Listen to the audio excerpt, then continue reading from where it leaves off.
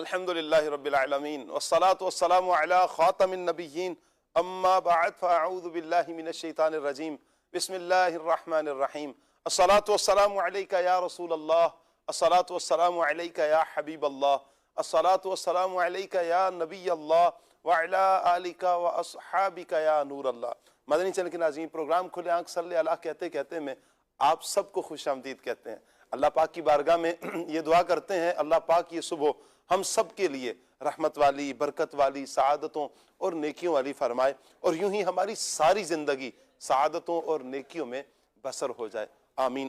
آئیے درود پاک کی فضیلت سنتے ہیں۔ اللہ پاک کے پیارے پیارے آخری نبی صلی اللہ تعالیٰ علیہ وآلہ وسلم کے پیارے پیارے صحابہ نبی کریم صلی اللہ علیہ وآلہ وسلم کی بارگاہ میں ایک مرتبہ حاضر ہو کر عرض کرتے ہیں، یا رسول اللہ ان اللہ و ملائکتہ یصلون علی النبی، اس کا کیا مطلب ہے؟ سبحان اللہ۔ میرے آقا صلی اللہ علیہ وآلہ وسلم نے ارشاد فرمایا کہ یہ ایک پوشیدہ حکم تھا جو اللہ پاک نے مجھے عطا فرمایا، اگر تم نہ پوچھتے تو میں تمہیں نہ بتاتا، لیکن جب پوچھا گیا تو اب پیارے آقا صلی اللہ علیہ وآلہ وسلم نے اس کا جواب دیتے ہوئے ارشاد فرمایا کہ اللہ پاک نے میرے لیے 2 فرشتے مقرر کیے ہیں، جب بھی کوئی میرا امتی مجھ پر اس کے سامنے جب میرا ذکر کیا جائے اور وہ مجھ پر درود پاک پڑھتا ہے تو فرشتے یوں کہتے ہیں غفر اللہ لکا، اللہ تیرے گناہ معاف کر دے، اللہ تجھے بخش دے، معاف فرما دے۔ میرے آقا صلی اللہ علیہ وآلہ وسلم فرماتے ہیں اللہ اور اس کے فرشتے پھر اس پر آمین کہتے ہیں۔ سبحان اللہ، کیا پیاری سعادت ہے، کیا پیاری خوش بختی ہے کہ جب بندہ پیارے آقا صلی اللہ علیہ وآلہ وسلم کا نام نامی اسم گرامی سن لیتا ہے اور وہ درود پاک پڑھتا ہے۔ جب درود پاک پڑھتا ہے تو فرشتے یوں کہتے ہیں کہ غفر اللہ لکا، اللہ تجھے بخش دے، اللہ بھی آمین فرماتا ہے، اللہ کے فرشتے بھی آمین کہتے ہیں۔ تو لہٰذا پیارے پیارے اسلامی بھائیوں، جمعۃ المبارک کی ان مبارک ساعتوں میں آج نیت کریں کہ انشاءاللہ ہم پیارے آقا صلی اللہ علیہ وآلہ وسلم کا جب جب نام سنیں گے انشاءاللہ جھوم کر محبت سے نبی کریم صلی اللہ تعالیٰ علیہ وآلہ وسلم پر درود و سلام پڑھتے رہا کریں گے انشاءاللہ۔ صلو علی الحبیب صلی اللہ تعالیٰ علی محمد صلی اللہ تعالیٰ علیہ وآلہ وسلم۔ مدنی چینل کے ناظرین، آج کا ہمارا ٹاپک ہے سیرت حضرت ہود علیہ السلام۔ انشاءاللہ آج ہم اللہ پاک کے پیارے پیارے نبی ہود علیہ السلام کے بارے میں سنیں گے۔ تمامی انبیاء کرام علیہم السلام اللہ پاک کے بڑے برگزیدہ انبیاء ہیں جنہوں نے اللہ پاک کے دین کی ترویج کی، اشاعت کی، اللہ پاک کی وحدانیت کی طرف لوگوں کو بلایا۔ اب ایک بہت بڑی تعداد وہ کہ جنہوں نے ایمان قبول کر لیا، اسلام لے آئے، آپ پر ایمان لے کر آگے، اللہ پاک پر ایمان لے کر آگئے، کفر و شرک کی وادیوں سے نکل گئے۔ لیکن دوسری طرف ایک بہت بڑی تعداد وہ بھی کہ جو ایمان نہیں لائے، پھر نافرمانیوں پر نافرمانیاں کرتے رہے۔ پھر اللہ پاک کی بارگاہ سے جب انہیں عذاب میں گرفتار کیا گیا، مختلف عذابات میں گھیرا گیا، کیا کیا عذابات آئے ان پر، کس طرح ان کو جکڑا کیا ان کی نافرمانیاں تھی، انشاءاللہ وہ کون سی قوم ہوگی، ہود علیہ السلام کی کون سی قوم ہے، ان کی نافرمانیاں کیا تھی، کیا عذاب نازل کیا گیا، آج کے پروگرام میں انشاءاللہ جانیں گے۔ ہم جانیں گے کہ حضرت ہود علیہ السلام کے اوصاف حمیدہ کیا کیا ہیں، ہم جانیں گے کہ ہود علیہ السلام کے بارے میں اللہ پاک کا قرآن کیا کہتا ہے، ہم جانیں گے کہ ہود علیہ السلام کے اللہ پاک کے پیارے پیارے آخری نبی محمد عربی صلی اللہ تعالیٰ علیہ وآلہ وسلم کی احادیث کیا کہتی ہیں۔ انشاءاللہ بہت کچھ سیکھنے کا ہمیں موقع ملے گا۔ آپ سے گزارش کریں گے کہ آپ ہمارے ساتھ رہیے، پروگرام مکمل دیکھنے کی نیت کیجیے، انشاءاللہ علم دین کا ڈھیروں خزانہ ہمارے ہاتھ آئے گا۔ آج تو اللہ پاک کے پیارے پیارے نبی ہود علیہ السلام کا ذکر خیر ہوگا، آپ بھی اس ذکر خیر میں شامل ہو جائیے اور پھر اس نیکی کی دعوت کو آگے شیئر بھی کر دیجئے۔ بالخصوص جو فیس بک اور یوٹیوب کے ناظرین ہیں وہ اس نیکی کی دعوت کو آگے ضرور شیئر کریں۔ آپ کال بھی کر سکتے ہیں مبلغین سے، اگر آج کے اس ٹاپک پر گفتگو کرنا چاہتے ہیں آپ ضرور کال کیجئے، آپ ایس ایم ایس کیجئے، آپ کمنٹس بھی کر سکتے ہیں۔ فیس بک یوٹیوب کی اگر آپ ناظرین ہیں تو آپ کمنٹس بھی کر سکتے ہیں، انشاءاللہ آپ کے کمنٹس کو بھی لیا جائے گا۔ اللہ پاک سب دیکھنے والوں کو، سننے والوں کو برکتوں سے مالا مال فرمائے۔ آئیے مدنی چینل کے ناظرین مبلغین کو دعوت دیتے ہیں، منچ پر تشریف لائیں گے، پھر انشاءاللہ ہم آگے بڑھیں گے۔ انشاءاللہ اللہ نے چاہا تو ہم سب سے پہلے تو سیگمنٹ لیں گے پیغام قرآن، پھر اس کے بعد آج ہم عبدالحبیب بھائی کا پیارا سا ایک کلام، ریکارڈڈ کلام بھی سنیں گے، مبلغین سے پھر انشاءاللہ گفتگو بھی کریں گے۔ آج قاری ظہور شاہ صاحب سے اللہ نے چاہا تو ہم قرآن پاک کی تلاوت سنیں گے۔ مرحبا کہتے ہیں ظہور شاہ صاحب کو۔ السلام علیکم ورحمۃ اللہ۔ مرحبا مرحبا۔ راشد علی بھائی ماشاءاللہ ہوں گے ہمارے ساتھ، شعیب مدنی بھائی بھی انشاءاللہ ہمارے ساتھ ہوں گے۔ مرحبا کہتے ہیں۔ السلام علیکم۔ مرحبا مرحبا، تشریف رکھیے۔ آئیے مدنی چینل کے ناظرین سیگمنٹ کی طرف بڑھتے ہیں۔ سیگمنٹ ہے پیغام قرآن۔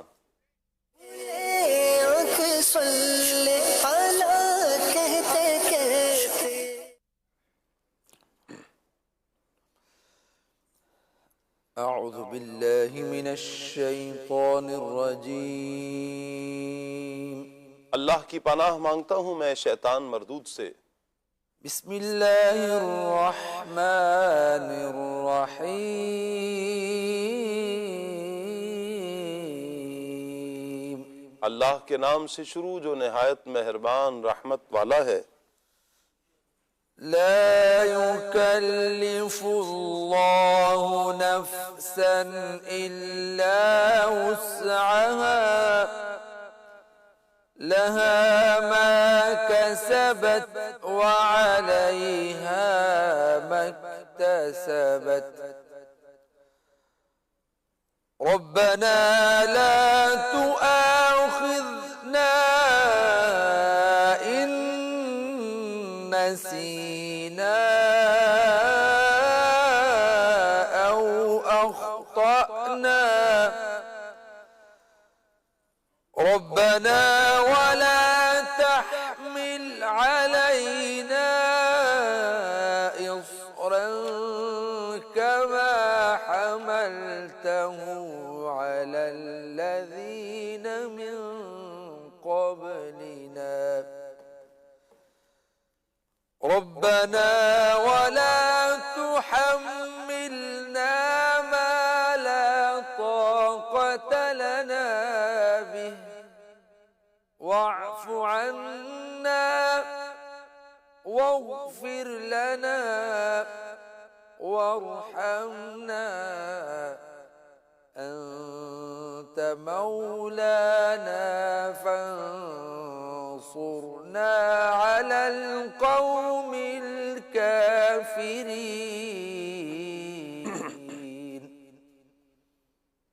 آسان ترجمہ قرآن کنز العرفان۔ اللہ کسی جان پر اس کی طاقت کے برابر ہی بوجھ ڈالتا ہے۔ کسی جان نے جو اچھا کمایا وہ اسی کے لیے ہے، اور کسی جان نے جو برا کمایا اس کا وبال اسی پر ہے۔ اے ہمارے رب، اگر ہم بھولیں یا خطا کریں تو ہماری گرفت نہ فرما۔ اے ہمارے رب، اور ہم پر بھاری بوجھ نہ رکھ جیسا تو نے ہم سے پہلے لوگوں پر رکھا تھا۔ اے ہمارے رب، اور ہم پر وہ بوجھ نہ ڈال جس کی ہمیں طاقت نہیں، اور ہمیں معاف فرما دے اور ہمیں بخش دے اور ہم پر مہربانی فرما۔ تو ہمارا مالک ہے، پس کافر قوم کے مقابلے میں ہماری مدد فرما۔ فرمایا کہ لا یکلف اللہ نفسا الا وسعها، اللہ کسی جان پر اس کی طاقت کے برابر ہی بوجھ ڈالتا ہے، یعنی اللہ تعالیٰ کسی پر طاقت سے زیادہ بوجھ نہیں ڈالتا۔ لہٰذا غریب پر زکوٰۃ نہیں، نادار پر حج نہیں، بیمار پر نماز میں قیام فرض نہیں، معذور پر جہاد نہیں۔ الغرض اس طرح بہت سے احکامات معلوم کیے جا سکتے ہیں۔ آگے فرمایا لہا ما کسبت، کسی جان نے جو نیک عمل کمایا وہ اسی کے لیے ہے، یعنی آدمی کے اچھے عمل کی جزا اور اس کے برے عمل کی سزا اسی کو ملے گی۔ یہ آیت مبارکہ آخرت کے ثواب و عذاب کے بارے میں ہے، لیکن اس کے ساتھ اس طرح کا معاملہ دنیا میں بھی پیش آتا رہتا ہے کہ ہر آدمی اپنی محنت کا پھل ضرور پاتا ہے۔ محنت والے کو اس کی محنت کا صلہ ملتا ہی ملتا ہے، جبکہ سست و کاہل اور کامچور کو اس کی سستی کا انجام دیکھنا پڑتا ہے۔ لوگوں سے بھلائی کرنے والا بھلائی پاتا ہے اور ظلم کرنے والا خود بھی زیادتی کا شکار ہو جاتا ہے۔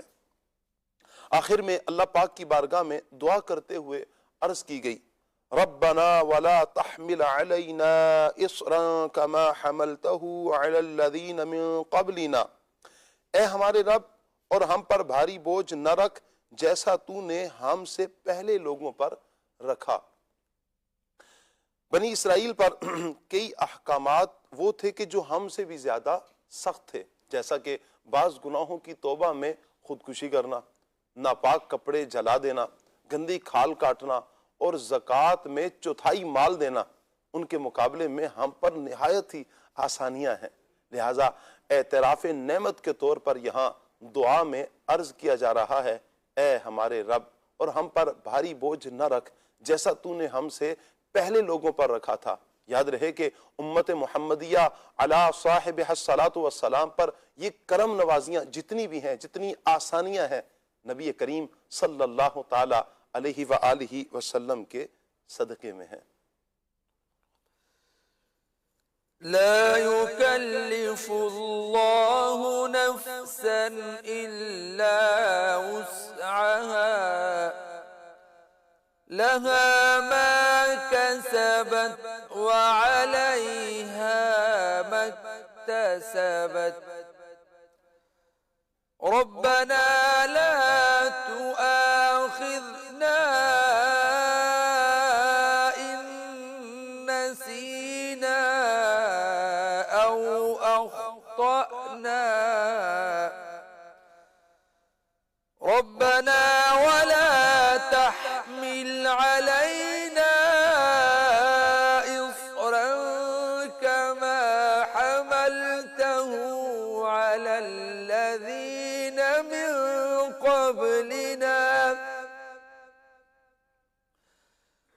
ربنا ولا تحملنا ما لا طاقة لنا به واعف عنا واغفر لنا وارحمنا أنت مولانا فانصرنا على القوم الكافرين صدق اللہ العظیم۔ جزاک اللہ۔ اللہ پاک نور قرآن سے ہم سب کے سینوں کو منور فرمائے اور قرآن و سنت کے مطابق اللہ پاک ہمیں اپنی زندگی بسر کرنے کی توفیق عطا فرمائے۔ ماشاءاللہ عبد الواجد بھائی کی زیارت ہو رہی ہے جی، مرحبا کہتے ہیں عبد الواجد بھائی کو۔ السلام علیکم ورحمۃ اللہ۔ ماشاءاللہ ماشاءاللہ، مرحبا مرحبا مرحبا۔ آئیے مدنی چینل کے ناظرین، آج ہم عبد الحبیب بھائی کا ریکارڈڈ کلام سنتے ہیں۔ کون سا کلام ہے؟ آئیے سنتے ہیں۔ نلتیا ریح الصبا یوما الى ارض الحرم بلغ سلامی روضة فيها النبي المحترم باد صبا تیرا گزر ہو جائے جب سوئے حرم باد صبا تیرا گزر ہو جائے جب سوئے حرم میرا سلام کہنا انہیں میرا سلام کہنا انہیں جو ہے نبی محترم ان نلتیا ریح الصبا یوما الى ارض الحرم بلغ سلامی روضة فيها النبي المحترم من وجهه شمس الضحى من خده بدر الدجى من وجهه شمس الضحى من خده بدر الدجى من ذاته نور الهدى من كفه بحر الهمم من ذاته نور الهدى من كفه بحر الهمم جن کا ہے رخ مہر مبین رخسار ہے ماہ تمام جن کا ہے رخ مہر مبین رخسار ہے ماہ تمام جن کی ہے ذات نور ہدا دست عطا بحر کرم جن کی ہے ذات نور ہدا دست عطا بحر کرم ان التیا ریح الصبا یوما الى ارض الحرم بلغ سلامي روضة فيها النبي المحترم يا رحمة للعالمين أنت شفيع المذنبين يا رحمة أنت شفيع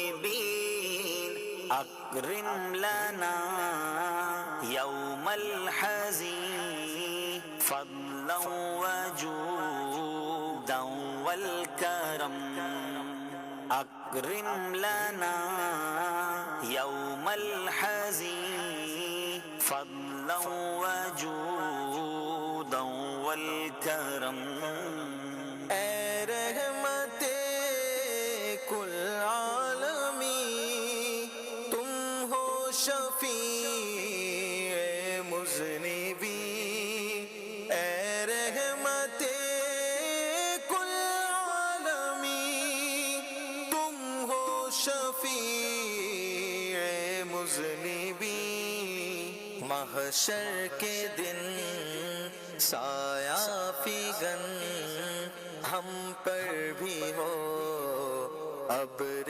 کرم محشر کے دن سایہ فگن ہم پر بھی ہو ابر کرم ان التیا ریح الصبا یوما الى ارض الحرم بلغ سلامي روضة فيها النبي المحترم يا رحمة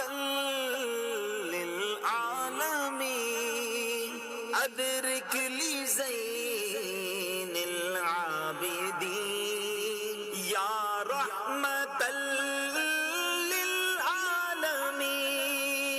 أدرك لي زين العابدين محبوس أيدي الظالمين في الموكب والمزدحم محبوس أيدي الظالمين في الموكب والمزدحم مظلوم زین العابدین کو اب سنبھالے یا نبی مظلوم زین العابدین کو اب سنبھالے یا نبی وہ ظالموں کی بھیڑ میں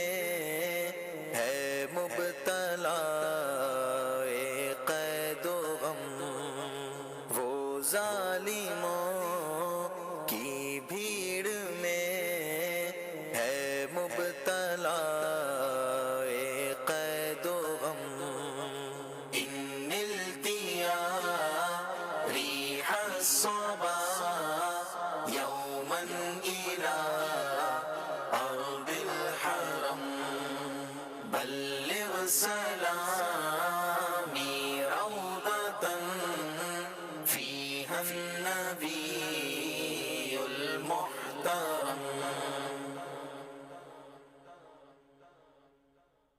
سبحان اللہ سبحان اللہ، کیا پیارا کلام جو منسوب ہے حضرت امام زین العابدین رضی اللہ تعالیٰ عنہ کی طرف، اور کیا پیارے اشعار ہیں سبحان اللہ. حضور جان عالم صلی اللہ علیہ وآلہ وسلم کے رخسار کی بات، حضور کی آنکھوں کی بات، حضور کے خد و خال کی بات، کمال ماشاء اللہ سبحان اللہ. اللہ پاک ہم سب کو پیارے آقا صلی اللہ تعالیٰ علیہ وآلہ وسلم کا عشق اور عشق حقیقی اللہ پاک ہمیں عطا فرمائے. نبی کریم صلی اللہ تعالیٰ علیہ وآلہ وسلم کے عشق میں مچلنے والا دل، تڑپنے والا دل عطا فرمائے. حضور کے عشق میں رونے والی آنکھیں اللہ پاک عطا فرمائے. زبان بھی وہ ہو کہ جو حضور کے گن گانے والی ہو، کان بھی وہ ہوں کہ جو حضور کی باتیں سننے والے ہوں، دل میں یاد بھی حضور جان عالم صلی اللہ علیہ وسلم کی ہو، خیالات بھی حضور صلی اللہ علیہ وآلہ وسلم کے ہی ہوں. جب یوں ہی خیالات، یوں ہی پیاری ہماری زندگی گزرے گی حضور صلی اللہ تعالیٰ علیہ وآلہ وسلم کی یادوں میں، تو پیارے آقا علیہ السلام کی محبت ہی پھر ہمیں اطاعت کی طرف بھی لے کر آئے گی، چونکہ محبت کا تقاضا ہی اطاعت کروانا ہے. جب ہم اطاعت مصطفیٰ صلی اللہ علیہ وآلہ وسلم کی طرف بڑھیں گے، پھر آپ دیکھیں مدنی چینل کے ناظرین، آج جو معاشرے میں برائیاں پیدا ہو رہی ہیں، برائیوں کا جو وبال امٹ کر آ رہا ہے، طوفان جو امٹ کر آ رہا ہے، تو اللہ نے چاہا جب پیارے آقا صلی اللہ علیہ وآلہ وسلم کی اطاعت کی جائے گی، انشاءاللہ یہ ساری برائیاں ختم ہو جائیں گی. اے کاش کہ ہم سارے ہی مسلمان، جتنے مسلمان ہیں، نبی کریم صلی اللہ علیہ وآلہ وسلم کی ہر ادا پر عمل کرنے والے بن جائیں. ارادہ ایک تمنا تو کی جا سکتی ہے، اللہ کرے ایسا ہو، رب کے خزانے میں کوئی کمی تو نہیں ہے، سارے مسلمان پیارے آقا علیہ السلام کی شریعت مطہرہ کے مطابق اپنی زندگی بسر کرنے والے بن جائیں. نبی کریم صلی اللہ تعالیٰ علیہ وآلہ وسلم اللہ پاک کے سب سے آخری نبی ہیں، سب سے محبوب نبی ہیں، سب سے پیارے نبی ہیں، سب سے اعلیٰ انبیاء کرام میں سے سب سے اعلیٰ نبی نبی کریم ہمارے آقا صلی اللہ تعالیٰ علیہ وآلہ وسلم کی مبارک ذات ہے. نبی کریم علیہ السلام پر ایمان اور تمام انبیاء کرام پر ایمان لانا یہ ایمان کا ہی تقاضا ہے. جو انبیاء کرام علیہ السلام کی نبوت کا منکر ہو جائے وہ دائرہ اسلام سے ہی خارج ہو جاتا ہے. تو حضور صلی اللہ تعالیٰ علیہ وآلہ وسلم پر ایمان لانا اس بات کا بھی تقاضا کرتا ہے کہ تمام انبیاء کرام علیہ السلام پر ایمان لایا جائے. آج ہم انبیاء کرام علیہ السلام میں سے ایک پیارے نبی حضرت ہود علیہ السلام کا ذکر خیر کریں گے انشاءاللہ. سیرت حضرت ہود علیہ السلام آج کا ہمارا ٹاپک رہے گا. مدنی چینل کے ناظرین آپ سے یہ بھی گزارش کریں گے کہ آپ ہمارے ساتھ مستقل رہیں، مکمل طور پر آپ ہمارے ساتھ رہیں، مدنی چینل کے ساتھ جڑے رہیں، پروگرام مکمل دیکھنے کی آپ نیت فرمائیں. انشاءاللہ بہت کچھ سیکھنے کا آج ہمیں موقع ملے گا. آپ کے ذہن میں ہود علیہ السلام کے بارے میں کیا سوالات آتے ہیں؟ آپ کال کر سکتے ہیں، آپ ایس ایم ایس بھی کر سکتے ہیں.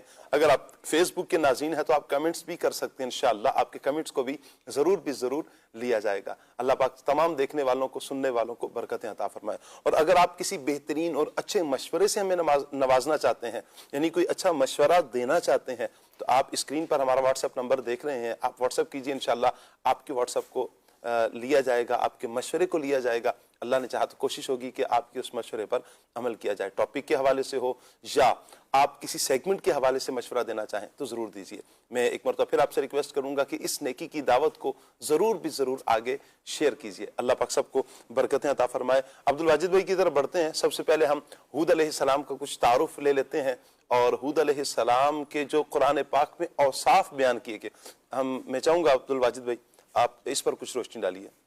بسم اللہ الرحمن الرحیم.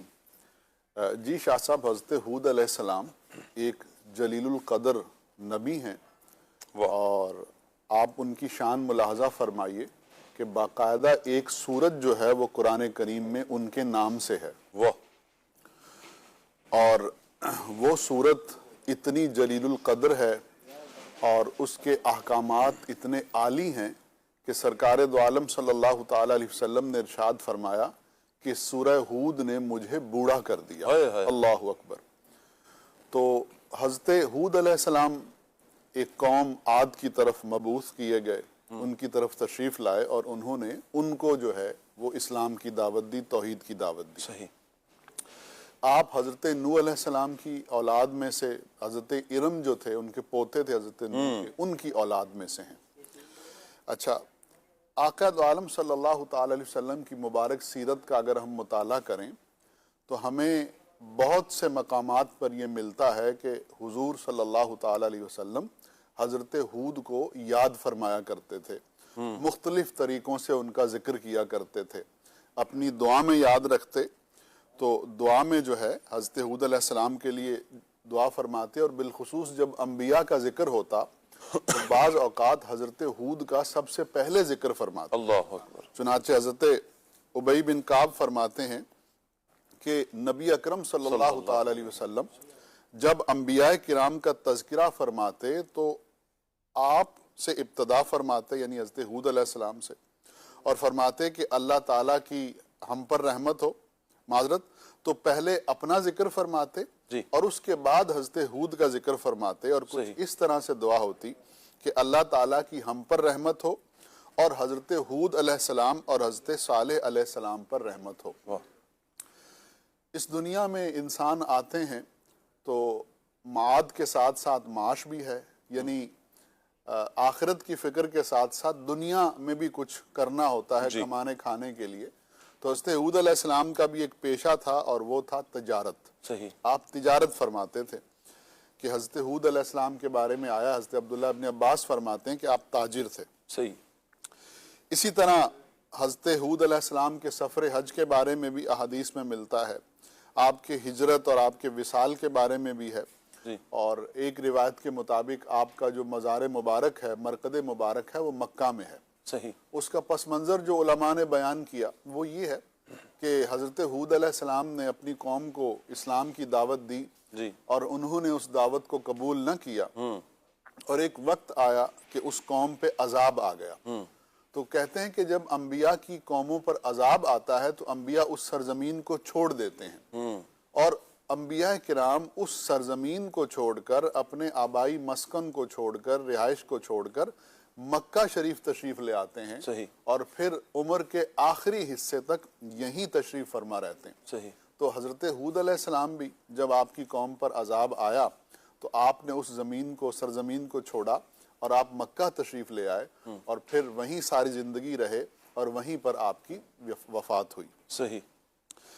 اوصاف کے حوالے سے سب سے جو اہم بات ہے وہ یہ ہے کہ آپ امانت دار مشہور تھے اور تھے امانت دار، جیسے کہ خود قرآن کریم نے فرمایا کہ حضرت ہود علیہ السلام نے اپنی قوم سے یہ کہا کہ انی لکم رسول امین، بے شک میں تمہارے لیے امانت دار رسول ہوں۔ سبحان اللہ۔ یہاں شاہ صاحب امانت داری کا مفہوم بڑا وسیع ہے۔ ہمارے ہاں عموماً امانت داری سے مراد یہ لیا جاتا ہے کہ کسی نے ہمارے پاس امانت رکھوائی اور ہم اس کی حفاظت کریں، تو ٹھیک ہے، that is one of them، یہ ایک ہے۔ اس کے علاوہ امانت کے مفہوم میں یہ بھی داخل ہے کہ آپ کو کوئی ذمہ داری تفویض کی گئی، آپ کو کسی کام پر مامور کیا گیا، تو آپ اس کام کو جیسے بجا لانے کا حق ہے ویسے بجا لائیں، اس منصب کے جو تقاضے ہیں ان تقاضوں کے مطابق آپ عمل کریں، تو یہ بھی امانت داری ہے۔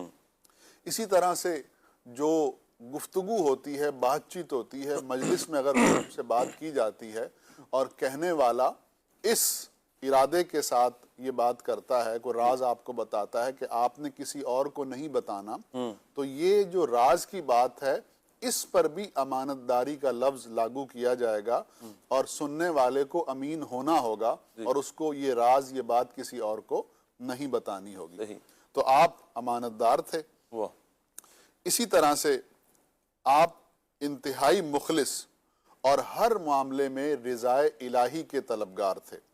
یہ تمام انبیاء کرام، تمام نیک لوگوں کے اوصاف میں سے ایک وصف ہے کہ ان کا ہر عمل اللہ کے لیے ہو۔ کیا بات! اور بالخصوص جو دین کا عمل، دین کا کام ہے، اور بالخصوص جو تبلیغ کا کام ہے، جو لوگوں تک اسلام کی دعوت پہنچانا ہے، نیکی کی دعوت پہنچانا ہے، نیکی کی دعوت دینا ہے، لوگوں کو جو اللہ کی طرف بلانا ہے، تو اس کام پر وہ کوئی اجر طلب نہیں کرتے، بلکہ وہ یہ کام للہ، اللہ کے لیے کرتے ہیں، رضا الہی کے لیے کرتے ہیں۔ تو تو قرآن کریم میں ہے کہ حضرت ہود نے اپنی قوم سے فرمایا کہ ما اسألکم علیہ من اجر ان اجری الا علی رب العالمین، واہ، میں تم سے اس تبلیغ پر کچھ اجرت نہیں مانگتا، میرا اجر تو اسی پر ہے جو سارے جہان کا رب ہے۔ کیا بات ہے، واہ، اسی طرح آپ کے اوصاف حمیدہ میں سے ایک وصف جسے قرآن کریم نے بالخصوص ذکر کیا ہے وہ ہے توکل۔ توکل، آپ کا اللہ رب العزت کی ذات پر توکل تھا اور آپ اس توکل کا بارہا ذکر فرماتے تھے۔ چنانچہ جب آپ نے اپنی قوم کو دعوت دی، اسلام کی طرف بلایا اور انہوں نے سرکشی کی تو آپ نے جواباً ارشاد فرمایا انی توکلت علی اللہ ربی و ربکم ما من دابت الا هو آخذ بناصیتها ان ربی علی صراط مستقیم۔ واہ، میں نے اللہ پر بھروسہ کر لیا ہے جو میرا اور تمہارا رب ہے، زمین پر چلنے والا کوئی جاندار ایسا نہیں جس کی پیشانی اس کے قبضہ قدرت میں نہ ہو، بے شک میرا رب سیدھے رستے پر ملتا ہے۔ واہ، توکل شاہ صاحب کہتے ہیں اسباب کو اختیار کرنا اور اس کے بعد نتائج کو اللہ کی ذات پر چھوڑ دینا۔ کیا بات ہے۔ توکل کا یہ مفہوم نہیں ہے کہ آدمی اسباب کو ہی اختیار نہ کرے۔ میں چاہوں گا کہ یہ اسباب کو اختیار کرنا، اس کی کوئی اگزامپل بھی دیں نا، مثال دیں تاکہ مزید واضح ہو جائے، آسان ہو جائے۔ جیسے کوئی شخص ہے وہ روزی کا طلبگار ہے، جی، تو اب وہ گھر پر بیٹھا ہے، کوئی کام نہیں کر رہا، کوئی کاروبار نہیں کر رہا، کوئی دکان اس نے نہیں کھولی، وہ بازار میں نہیں جاتا، خرید و فروخت نہیں کرتا، یہ اسباب ہیں۔ ان کو ترک کر کے وہ گھر میں بیٹھا ہے اور وہ یہ سوچ رہا ہے کہ جو میرے حصے کی روزی ہے وہ مجھے مل جائے گی اگرچہ میں گھر کے اندر ہوں۔ تو یہ جو توکل ہے یہ عوام کے لیے نہیں ہے۔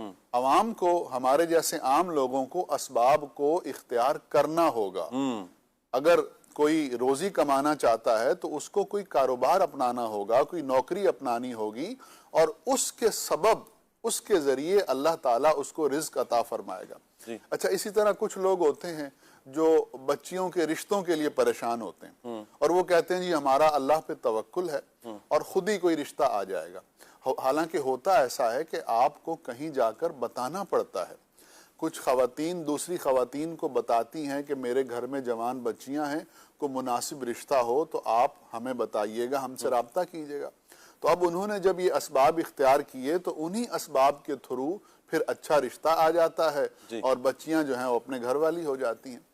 تو اسباب کو اختیار کرنا اور اس کے بعد نتائج کو اللہ کی ذات پر چھوڑ دینا، یہ توکل ہے۔ اس کی ایک مثال حدیث مبارکہ میں بھی ہے کہ ایک صحابی حضور کی بارگاہ میں حاضر ہوتے ہیں اور وہ فرماتے ہیں کہ یا رسول اللہ میرا جانور ہے باہر، تو میں کیا اس کو کھونٹے پہ باندھ دوں اور پھر آپ کی بارگاہ میں تشریف لاؤں یا میں اس کو کھلا چھوڑ دوں؟ جی، حضور کی بارگاہ میں حاضری دیں گے۔ جی، تو آقا دو عالم صلی اللہ تعالی علیہ وسلم نے ارشاد فرمایا کہ تم اس کو باندھو اور اس کے بعد اللہ پہ توکل کرو، یعنی اسباب کو اختیار کرو، اپنی طرف سے تدبیر کرو، اس کو باندھ دو، پھر اس کے بعد اس کو اللہ کے توکل پر چھوڑ کر میرے پاس آ جاؤ، وہ جانور وہیں رہے گا، وہاں سے نہیں جائے گا۔ تو یہ توکل کا صحیح مفہوم ہے۔ اور اللہ کے جتنے بھی نیک بندے ہیں ان کی ذات میں جہاں توبہ، ورع، تقوی، اللہ کی رضا پہ راضی رہنا، صبر اور شکر کے اوصاف ہوتے ہیں، وہیں ایک سبب توکل کا بھی ہوتا ہے۔ وہ دنیا کے ہر معاملے میں اللہ پہ توکل کرتے ہیں اور اس توکل کے سائے میں اپنی زندگی گزارتے ہیں۔ توکل کا ایک مخالف مفہوم یہ بھی ہوتا ہے کہ اسباب کو اختیار کرنا اور اسباب ہی پر نظر رکھنا، اور جو مسبب الاسباب ہے، جو اسباب کا پیدا کرنے والا ہے، اس کی طرف رجوع نہ کرنا۔ ٹھیک ہے؟ تو مسلمان کی شان یہ ہے کہ وہ اسباب بھی اختیار کرے، تدبیر بھی کرے، لیکن اس کی نظر اس اسباب پر نہ ہو بلکہ مسبب الاسباب پر ہو۔ تو یہ ایمان کے اعلیٰ ترین درجوں میں سے ایک ہے کہ آدمی کا دل اللہ کے ساتھ لگا ہو اور اسباب کی طرف نہ دیکھے بلکہ اللہ کی ذات پر توکل رکھے اور یقین رکھے۔ تو ایسا جو شخص ہوتا ہے وہ اللہ کے پیارے اور محبوب لوگوں میں سے ہو جاتا ہے۔ اچھا، آپ نے یہاں پر گفتگو میں فرمایا کہ عام لوگوں کے حوالے سے بالخصوص آپ نے ذکر کیا، کوئی اس حکم سے مستثنی بھی ہیں؟ جی، وہ اللہ کے نیک بندے ہوتے ہیں، وہ اولیاء ہوتے ہیں، انبیاء ہوتے ہیں، جی وہ اگر صحرا میں بھی ہوں اور ان کے پاس رزق کے اسباب نہ ہوں تو وہ مسبب الاسباب سے رجوع کرتے ہیں، دعا کرتے ہیں، اور اللہ تعالیٰ غیب سے ان کے لیے رزق کا انتظام فرما دیتا ہے۔ ان کی شان بہت بلند ہے، تو ان کا معاملہ ان کے ساتھ ہے، لیکن ہمارا جو معاملہ ہے نبی کریم صلی اللہ علیہ وآلہ وسلم کا وہ واقعہ جو ملتا ہے جس میں حضور علیہ السلام نے پیٹ پر پتھر باندھے، صحابہ کرام نے جب دیکھا تو وہ بھی پیٹ پر پتھر باندھنے لگے، جب دیکھا کہ یہ پیلے پڑ رہے ہیں، رنگ زرد ہو رہے ہیں، اور اس پر نبی کریم صلی اللہ علیہ وآلہ وسلم نے ارشاد فرمایا مجھے تو میرا رب کھلاتا پلاتا ہے، میرا رب مجھے کھلاتا پلاتا ہے۔ تو یہ پیارے آقا صلی اللہ تعالیٰ علیہ وآلہ وسلم یعنی انبیاء کرام، اولیاء کرام، یہ وہ افراد کے جو اللہ پاک کے چنیدہ ہیں، خاص بندے ہیں، اللہ تبارک و تعالیٰ انہیں پھر یہ مقام بھی عطا فرما دیتا ہے، ان کے لیے پھر انتظامات بھی اللہ پاک فرما دیتا ہے۔ حضرت ہود علیہ السلام کا جو تعارف مدنی چینل کے ناظرین ہم نے سنا، اور بڑے پیارے انداز میں ماشاءاللہ عبد الواجد بھائی نے ہمیں بیان فرمایا کہ انبیاء کرام علیہ السلام، پھر ہود علیہ السلام خصوصیت کے ساتھ جب آج ان کا ذکر خیر بھی ہو رہا ہے، آپ امین ہیں، امانت دار ہیں۔ ایک وصف مدنی چینل کے ناظرین اللہ کرے کہ ہم اپنائیں نا، ایک ایک وصف اپنانے والا، یعنی جتنے بھی اوصاف حمیدہ بیان ہو رہے ہیں وہ سارے ہی اپنانے والے ہیں۔ اب ہم ایک ایک وصف کی اگر بات کریں، ہم اپنے اوپر غور کرتے چلے جائیں کہ کیا میں امین ہوں، صرف پیسے ہی میرے پاس رکھے جائیں، میرے پاس کوئی سونا رکھا جائے تو امانت دار ہوں، یا میں کسی کا راز بھی رکھتا ہوں، یا میں کسی کا عیب دیکھ لوں تو بھی اس پر پردہ ڈالتا ہوں، یا میں کوئی ایسے معاملات جہاں پر مجھے نہیں بیان کرنا وہ میں نہیں بیان کرتا، سامنے والے کی عزت کا خیال کرتا ہوں، سامنے والے کے کردار کا خیال کرتا ہوں، میں اپنے مسلمان بھائی کے عیبوں پر پردہ ڈالتا ہوں، اس کے کہی ہوئی بات کی لاج رکھتا ہوں، میں وعدہ خلافی نہیں کرتا، میں سارے اوصاف اپنے اندر پاتا ہوں یا نہیں پاتا۔ اگر تو یہ پیارے اوصاف میرے اندر ہیں تو ویل اینڈ گڈ، بہت اچھا ہے، آپ کو دونوں ہاتھوں سے سلام کرتے ہیں، اپنے آپ کو شاباشی بھی دیں اپنے آپ کو ضرور شاباشی دیں، لیکن اگر یہ اوصاف نہیں پائے جاتے اللہ پاک کی بارگاہ میں رجوع کر لیں، توبہ کریں، اور پھر ان پیارے اوصاف پر عمل کرنے کی کوشش کریں۔ اللہ نے چاہا آپ دیکھیے گا کہ آپ کی زندگی کتنی پیاری ہو جاتی ہے۔ راشد بھائی کی طرف بڑھتے ہیں، میں چاہوں گا کہ آپ علیہ السلام کی جو قوم ہے، قوم عاد، ان کے بارے میں کچھ بتائیے۔ جی ماشاءاللہ، عبد الواجد بھائی نے ابتدا میں حضرت ہود علیہ السلام کا تعارف اور ان کے شخصی اوصاف ہیں ان کے حوالے سے گفتگو فرمائی۔ حضرت ہود علیہ السلام کو جس قوم کی طرف بھیجا گیا اس قوم کو قوم عاد کے نام سے یاد کیا جاتا ہے۔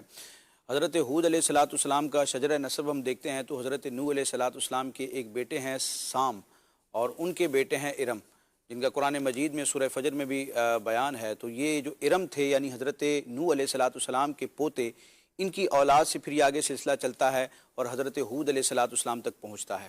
تو ارم اور حضرت ہود علیہ السلام کے بیچ ایک شخصیت ہیں جن کا نام تھا عاد، تو ان کی مناسبت سے، ان کی نسبت سے اس قوم کا نام قوم عاد پڑا۔ اور پھر ہم دیکھتے ہیں قرآن مجید میں، احادیث میں اور اسلامک لٹریچر میں کہ عاد کا لفظ دو قوموں کے لیے استعمال ہوتا ہے۔ ایک تو حضرت ہود علیہ السلام کی قوم ہے، اس کو عاد اولا کہا جاتا ہے، اور پھر حضرت ہود علیہ السلام کے بعد جو حضرت صالح علیہ السلام تشریف لائے تھے تو ان کی قوم کو عاد ثانیہ کہا جاتا ہے، کہ ہود علیہ السلام کی قوم کے اوپر عذاب آنے کے بعد آگے پھر چونکہ وہ دوسری قوم تھی تو گویا کہ وہ ان کی ثانی تھی، ان کے بعد آنے والی تھی، تو حضرت صالح علیہ السلام کی قوم کو بھی عاد کہا جاتا ہے، لیکن وہ عاد ثانیہ، اور عاد ثانیہ ہی کا یعنی حضرت صالح علیہ السلام کی قوم کا ایک مشہور نام قوم ثمود بھی ہے، جس کا قرآن مجید برہان رشید میں بیان ہے۔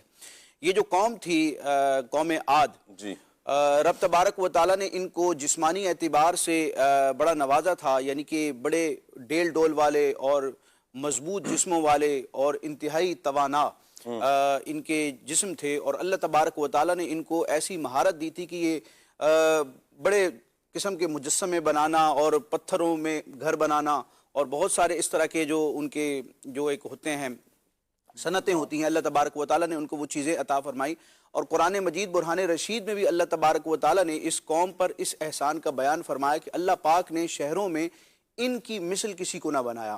یہ سورہ فجر کی مبارک آیات ہیں، رب تبارک و تعالیٰ ارشاد فرماتا ہے الم تر کیف فعل ربک بعاد، کیا تم نے نہ دیکھا تمہارے رب نے عاد کے ساتھ کیسا کیا، ارم ذات العماد، وہ ارم حد سے زیادہ طول والے، یعنی وہی حضرت نوح علیہ السلام کی جو پوتے ہیں ارم، جو جن سے پھر یہ قوم چلتی ہے، تو فرمایا کہ وہ حد سے زیادہ طول والے، یعنی کہ ستونوں کی طرح ان کے لمبے لمبے قد تھے، بڑے قداور تھے۔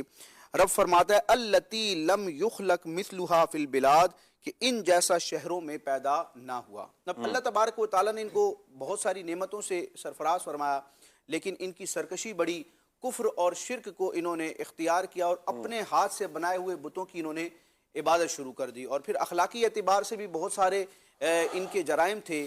یعنی ان کے بارے میں آتا ہے کہ یہ سر راہ رستوں میں چھوٹی چھوٹی عمارتیں بناتے اور ان پر بیٹھ کر وہ گزرنے والوں کو، راہگیروں کو تنگ کیا کرتے تھے. لوگوں کو تنگ کرنا، جھوٹ بولنا.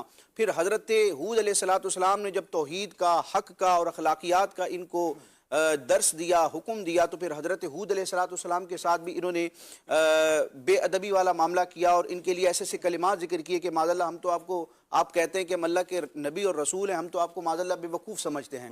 تو اس طرح کی بے باکیاں، بے ادبیاں اور گستاخیاں ان کا وتیرہ رہا.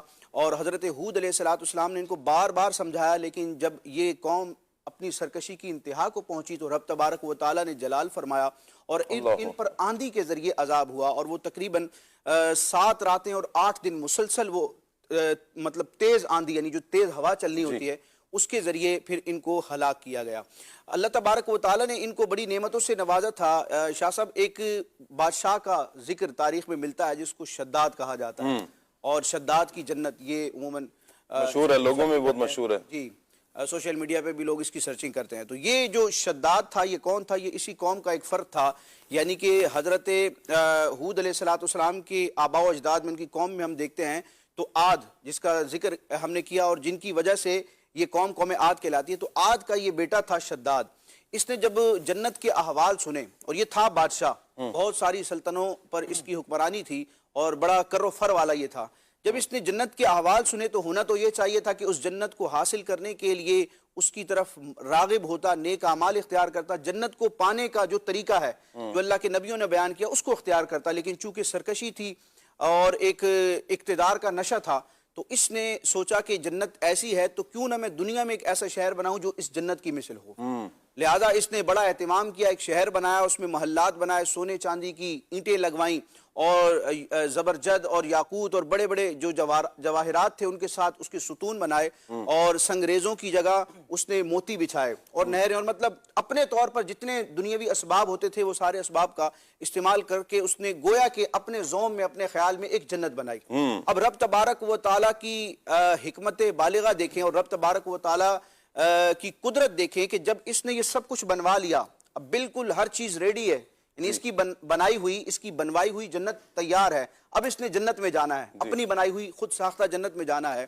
تو روایتوں میں آتا ہے کہ جب یہ اپنے لاؤ لشکر کے ساتھ، اپنے جو اس کے وزیر تھے، سلطنت کے آیان تھے، ان کے ساتھ جب اس نے اس شہر کی طرف رخ کیا کہ میں جا کے وزٹ کروں، اس کو دیکھوں، تو رب تبارک و تعالیٰ کی قدرت کا کمال دیکھیں کہ اس شہر، یعنی وہ بنائی ہوئی خود ساختہ جنت سے تقریباً 1 منزل یعنی تقریباً 18 میل کے فاصلے پر یہ جب پہنچا اپنے لشکر کے ساتھ، تو ایک آسمان سے کڑک آئی، ایک آواز آئی، گرج آئی، اور اس کا ایسا روب تھا، ایسا جلال تھا کہ یہ ہلاک ہو گیا.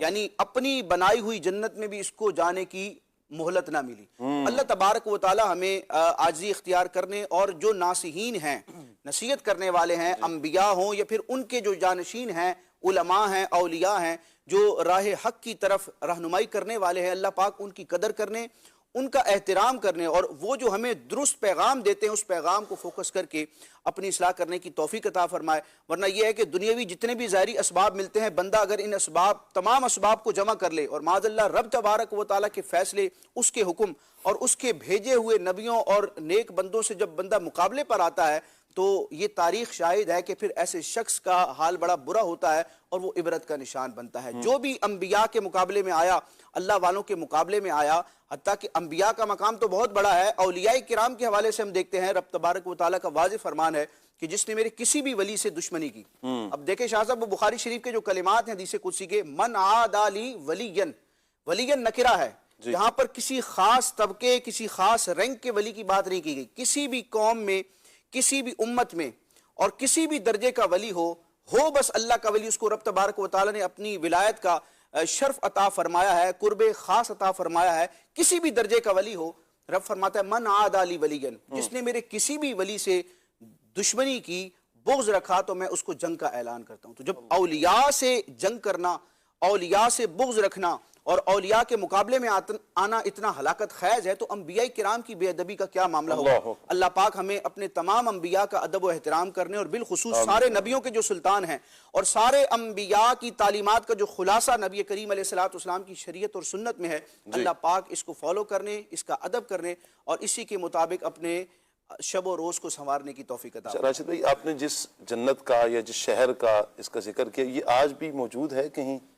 یہ روایتوں میں آتا ہے کہ حضرت امیر معاویہ رضی اللہ تعالیٰ عنہ کے دور میں ایک حضرت عبداللہ بن قلابہ غالباً، تو یہ اپنے گم شدہ اونٹ کو تلاش کرنے کے لیے ایک صحرا میں پہنچے، تو وہ ان کے بارے میں آتا ہے کہ وہ اس مقام پر پہنچے اور انہوں نے دیکھا کہ یہ اتنے تزئین و آرائش کے ساتھ ایک گویا کہ شہر آباد ہے، تو وہاں سے وہ کچھ موتی جواہرات بھی بطور نشانی لے کر آئے، حضرت امیر معاویہ رضی اللہ تعالیٰ عنہ کے پاس پہنچے، تو آپ کے دربار میں وہ شخصیات کے جو آسمانی کتابوں کا علم رکھنے والے تھے، تو ان سے جب آپ نے معلومات کی کہ کیا اس طرح کی بھی تاریخ میں کوئی قوم گزری ہے، تو پھر انہوں نے ان کے احوال بیان کیے، اور قرآن مجید برہان رشید میں بھی اس کا بیان ہے، تو اس کے آثار موجود تھے جو صحابہ کرام کے دور میں بھی یہ چیزیں ریویل ہوئی، لیکن اب موجودہ دور میں وہ کون سی لوکیشن ہے تو اس کے حوالے سے یہ دیکھنا پڑے گا۔ ویسے حضرت ہود علیہ السلام کی جو قوم تھی نا، ان کی جو جغرافیائی اعتبار سے یہ یمن کی زمین پر یہ آباد تھے، تو عین ممکن ہے کہ وہاں کوئی ایسا مقام موجود ہو۔ ٹھیک ہو گیا جی، چلیں جی، اللہ پاک خیر فرمائے، کوئی یمن کی طرف جانے کا ارادہ نہ کر لیں کہ ہم بھی وہ دیکھیں، اللہ خیر فرمائے۔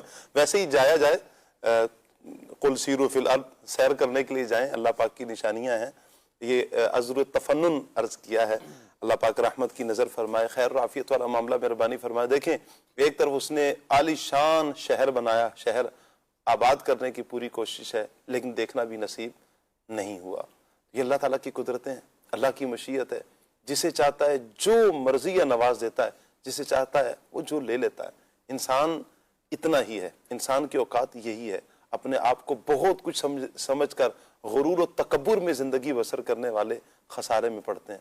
اللہ پاک کی بارگاہ میں انتہائی عاجزی ہی عاجزی اللہ پاک کی بارگاہ میں کرنی ہے، اور رب کو عاجزی کرنے والا بندہ ہی پسند ہے، کہ جب بندہ اللہ کے لیے عاجزی کرتا ہے، من تواضع للہ رفعہ اللہ، جب اللہ کے لیے بندہ عاجزی اختیار کرتا ہے پھر اللہ اسے بلندیاں ضرور عطا فرماتا ہے۔ تو اللہ پاک ہمیں حقیقی معنوں میں حقیقی عاجزی کرنے کی توفیق نصیب فرمائے۔ ہم نے ذکر سنا ہود علیہ السلام کا، ان کی قوم کا، میں چاہوں گا شعیب بھائی وہ کون سی ایسی نافرمانیاں تھیں اس قوم کی کہ جن کی وجہ سے اللہ پاک کا عذاب اس قوم پر نازل ہوا ہے، اس پر کچھ فرمایا۔ بسم اللہ الرحمن الرحیم۔ شاہ صاحب، تاریخ انسانی کے اندر کئی ایسی قومیں گزری ہیں کہ جو اللہ پاک کی نافرمانی کی وجہ سے، جو رسولوں کے انکاری ہونے کی وجہ سے، جو اللہ پاک کے احکامات کو جھٹلانے کی وجہ سے ان پر عذابات آئے۔ اب اگر ہم دیکھیں، جیسے قوم سمود کی بات ہوئی تو قوم سمود پر زلزلے کا عذاب آیا اور ان کو تباہ و برباد کر دیا گیا۔ پھر حضرت نوح علیہ السلام کی بات کریں تو جب انہوں نے تبلیغ دین کی تو جنہوں نے ان کی تبلیغ کو مانا اور ان کی کشتی کے اندر سوار ہوئے وہ بچے، اور اس کے علاوہ تمام کے تمام لوگ سیلاب کی زد کے اندر آئے، وہ طوفان نوح کی زد کے اندر آئے، وہ تمام کے تمام لوگ تباہ و برباد ہو گئے۔ اسی انداز پر جو دیگر قومیں جیسے قوم لوط ہے، تو ان کے حوالے سے آتا ہے کہ انہوں نے جب اللہ پاک کی نافرمانی کی تو ان کی زمین کو الٹ دیا گیا۔ تو یہ قومیں ہیں کہ جن پر اللہ پاک کی طرف سے یہ عذابات آئے اور یہ تمام کی تمام قومیں تباہ و برباد ہو گئی۔ انہی میں سے ایک قوم حضرت ہود علیہ السلام کی ہے جن کی ہم بات کر رہے ہیں، قوم عاد۔ اور قوم عاد پر انہوں نے نافرمانی کی تو عذاب آیا تیز آندھی کا، اور یہ آندھی جو ہے وہ 7 سے 8 دن تک جو ہے وہ یہ چلتی رہی، اور ان کی اس شدت کی یہ آندھی تھی کہ جو لوگ چل رہے ہوتے تھے تو ان کو بھی یہ تیز ہوائیں اٹھا کر زمین سے پٹکتی تھی۔ اس انداز پر یہ شدت کی آندھی ہوا کرتی تھی، اور اسی انداز پر جو ہے وہ یہ آندھی ہوئی اور یہ قوم تباہ و برباد ہو گئی۔ اگر ہم اس کی نافرمانیوں کی بات کریں کہ اس قوم کی کون کون سی نافرمانیاں ہیں، تو ان کی سب سے بڑی نافرمانی یہ کہ انہوں نے اپنے نبی علیہ السلام یعنی حضرت ہود علیہ السلام کی انہوں نے نافرمانی کی۔ حضرت ہود علیہ السلام نے جب ان کو کہا یا قوم اعبدوا اللہ ما لکم من الہ غیرہ، کہ اے میری قوم تم اللہ پاک کی عبادت کرو، اللہ کے علاوہ کوئی معبود نہیں۔ جب اللہ پاک کی عبادت کا ان کو کہا اور کہا افلا تتقون، کیا تم ڈرتے نہیں ہو، تو پھر انہوں نے کیا کہا، انہوں نے پھر گستاخی والے جملے حضرت ہود علیہ السلام کی بارگاہ میں کہنا شروع کر دیے، اور انہوں نے کہا انا لنراک فی صفاحۃ وانا لنظنک من الکاذبین۔ انہوں نے حضرت ہود علیہ السلام کی بارگاہ میں اس طرح کے جملے، گستاخانہ جملے کہنے لگے کہ ہم جو ہے وہ آپ کو معاذ اللہ بے وقوف سمجھتے ہیں، اور انہوں نے معاذ اللہ یہ کہا کہ ہم آپ کو جھوٹوں کے اندر گمان کرتے ہیں۔ اور اس پر بھی حضرت ہود علیہ السلام کے اخلاق کریمہ بھی کمال کہ حضرت ہود علیہ السلام کی طرف جب انہوں نے بے وقوفی کی نسبت کی تو حضرت ہود علیہ السلام کا جواب کیا تھا کہ بے وقوفی کا مجھ سے کوئی تعلق نہیں، میں تو اللہ پاک کا سچا رسول ہوں۔ اب یہ ایک اخلاق کریمہ بھی تھے ان کے، اور ساتھ ہی ساتھ ان کی نافرمانی دیکھیں، اور یہ کسی قوم کی ہلاکت کا پیش خیمہ ہے کہ وہ اپنے ہی نبی علیہ السلام کے بارے میں نازیبہ وہ کلمات کہیں تو وہ قوم وہ تباہ و برباد ہوتی ہے۔ اسی انداز پر ان کی ایک اور نافرمانی کا ذکر ہوتا ہے، وہ یہ کہ انہوں نے حضرت ہود علیہ السلام کی رسالت کا انکار کیا۔ حضرت ہود علیہ السلام نے جب ان کو بتایا کہ میں اللہ کا رسول ہوں تو انہوں نے کہا کہ اگر ہمارا رب کوئی رسول بھیجتا تو وہ کوئی فرشتہ ہوتا۔ انہوں نے صاف انکار کیا کہ اگر ہماری طرف کوئی رسول آتا تو وہ فرشتہ ہوتا، آپ فرشتے نہیں ہیں۔ تو انہوں نے یہ واضح طور پر انکار کیا، جس کو قرآن نے بیان کیا کذبت عاد المرسلین، کہ عاد نے مرسلین کو جھٹلا دیا۔ انہوں نے حضرت ہود علیہ السلام کی رسالت کا انکار کیا۔ اسی انداز پر ان کی ایک اور نافرمانی کا ذکر ہوتا ہے، وہ یہ کہ ایک موقع پر حضرت ہود علیہ السلام نے ان کو عذاب سے ڈرایا نا، کہ تم اگر اللہ پاک کی نافرمانی کرو گے تو اللہ کا عذاب بڑا سخت ہے، اللہ کا عذاب آ جائے گا۔ تو اس پر وہ کہنے لگے، تکبر کے ساتھ وہ کہنے لگے من اشد منا قوہ، کہ ہم سے بڑھ کر کون طاقتور ہے۔ اور انہوں نے یہ متکبرانہ جملہ کہا کہ یوں گویا کہ وہ کہنے لگے کہ ہم جو نافرمانی کر رہے ہیں یا ہم جو یہ کر رہے ہیں تو اس پر جو عذاب آنے والا ہے تو ہم سے بڑھ کر تو کوئی طاقتور نہیں ہے، لہٰذا ہم جو ہے وہ اپنی قوت کے ساتھ اس کو روک دیں گے۔ لیکن حقیقت حال یہ ہے کہ اللہ پاک کے عذاب کو کوئی روک سکتا نہیں ہے۔ جب اللہ کا عذاب آیا، یہ اگرچہ طاقتور تھے لیکن اللہ پاک کے عذاب کے آگے کوئی طاقتور، کوئی طاغوتی طاقت جو ہے وہ اس کو روک نہیں سکتی۔ ٹھیک ہو گیا جی، اللہ پاک عافیت فرمائے، اور نبی کریم صلی اللہ تعالیٰ علیہ وآلہ وسلم اور تمام ہی انبیاء اکرام علیہ السلام کا ادب نصیب فرمائے۔ وہ نافرمانیاں جو پہلی قوموں نے کی اور اس قوم پر پھر اللہ پاک کا عذاب نازل ہوتا ہے، کیسی کیسی نافرمانی جو ابھی ہمارے شعیب بھائی نے بھی ذکر کی، رسالت کا انکار کر دینا، معاذ اللہ ثم معاذ اللہ، وہ نازیبہ الفاظ زبان پر لاتے ہوئے بھی دل کانپتا ہے، اس طرح کے الفاظ استعمال کرنا انبیاء اکرام علیہ السلام کے لیے۔ اللہ عافیت فرمائے، اللہ بے ادبی سے اور بے ادبوں سے ہمیں بھی اور ہماری نسلوں کو بھی محفوظ فرمائے، ہم ہر کسی کا ادب کرنے والے بن جائیں۔ راشد میں نے بڑی پیاری بات فرمائی کہ اولیاء کرام کے ادب سے شروع کریں نا، یعنی اب گھر سے ہی ادب کا اگر درس ملتا رہے نا، والدین کا ادب، بڑے بھائی کا ادب، بڑی بہن کا ادب، پڑوسیوں کا، بزرگوں کا، پھر علماء کا، یوں ہی اولیاء کا ادب، تو یہ سٹیپ بائی سٹیپ ہم جب ادب کرتے رہیں گے، اللہ نے چاہا تو ہماری آنے والی نسلیں انبیاء کرام علیہ السلام کے با ادب ہوں گی، اولیاء کرام کا ادب ہوگا، صحابہ کا ادب ہوگا، اہل بیت کا ادب ہوگا، انبیاء کا ادب ہوگا۔ انشاءاللہ یہ ادب ہی ہمیں دنیا میں بھی کامیاب کرے گا، اور اللہ نے چاہا ہمیں آخرت میں بھی یہ ادب ہی کام آئے گا اور یہ کامیاب بھی کرے گا۔ اللہ پاک ہمیں ادب کرنے کی توفیق نصیب فرمائے۔ آپ کی کچھ کالز ہیں ہمارے پاس، کال لیتے ہیں۔ کالز کی طرف بڑھنے سے پہلے میں عبد الواجد بھائی کی طرف ہی کچھ سوال بڑھاتا ہوں۔ عبد الواجد بھائی، حضرت ہود علیہ السلام نے کس طرح اپنی قوم کو دعوت ایمان دی، اور پھر اس پر قوم نے ایک تو کچھ نافرمانیاں بیان کی اور ان کا پھر رد عمل مزید کیا تھا، ان کا جواب کیا تھا، اس پر آپ کچھ روشنی ڈالیں۔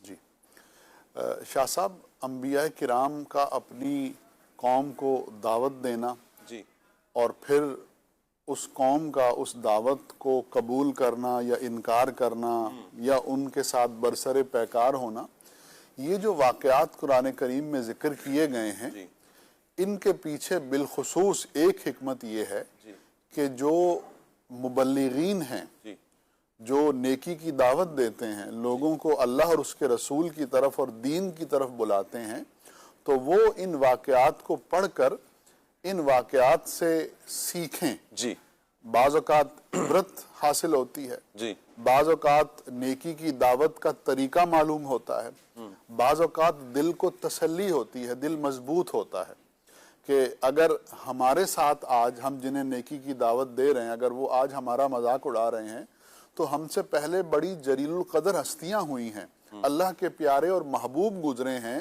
ان کے ساتھ بھی بعض اوقات بد نصیبوں نے یہ معاملہ کیا ہے۔ تو حضرت ہود علیہ السلام نے اپنی قوم کو جو اسلام کی دعوت دی، تو اس قوم نے اس موقع پہ جو جو چیزیں کی ہیں ان میں سے اکثر کو قرآن کریم نے ذکر کیا ہے۔ تو جیسے آپ نے فرمایا کہ قال یا قوم اعبدوا اللہ ما لکم من الہ غیرہ افلا تتقون، جی یعنی اے میری قوم اللہ کی عبادت کرو، اس کے سوا تمہارا کوئی معبود نہیں، تو کیا تم ڈرتے نہیں؟ تو یہاں پر حضرت ہود علیہ السلام نے وحدانیت کی دعوت دی کہ شرک نہ کرو، اللہ کی عبادت کرو، اللہ کو چھوڑ کر بتوں کی پوجا نہ کرو، اور اس کے بعد یہ فرمایا کہ الا تتقون، کیا تم اللہ سے نہیں ڈرتے؟ اللہ سے ڈرو، اس کی نافرمانی نہ کرو۔ اب آپ دیکھیں شاہ صاحب کہ یہ کتنی خوبصورت تعلیم ہے، انسان کی فطرت میں ہی خدا کا ہونا جی اور اس کا واحد ہونا ودیت کر دیا گیا ہے، رکھ دیا گیا ہے۔ جو سلیم الفطرت لوگ ہوتے ہیں، جو نیچر پر ہیں، جی جن کی طبیعت میں فطرت میں بگاڑ پیدا نہیں ہوا، وہ اپنی فطرت سے یہ مانتے ہیں کہ کوئی ہمارا خالق ہے اور ہمیں اسی کی عبادت کرنی چاہیے اور اسی کا شکر کرنا چاہیے۔ تو اب یہ بڑی خوبصورت جو ہے ایک دعوت تھی، جی لیکن اس سادہ اور خوبصورت اور فطرت کے انتہائی قریب دعوت کے مقابلے میں جو کفار تھے انہوں نے کیا جواب دیا؟ قال الملأ الذین کفروا من قومہ انا لنراک فی صفاحۃ وانا لنظنک من الکاذبین۔ جی اس کی قوم کے کافر سردار بولے، جی بے شک ہم تمہیں بے وقوف سمجھتے ہیں اور بے شک ہم تمہیں جھوٹوں میں سے گمان کرتے ہیں۔ معاذ اچھا، یہاں پر ایک لفظ ہے الملا، جی سردار۔ یہ لفظ جو ہے بار بار قرآن کریم میں آیا ہے۔ جب بھی انبیاء نے دعوت دی ہے اپنی قوم کو تو ان کو جھٹلانے والوں میں جو پیش ہوتے تھے سردار، وہ سردار ہوتے تھے۔ کون اب کے سردار سے کیا مراد؟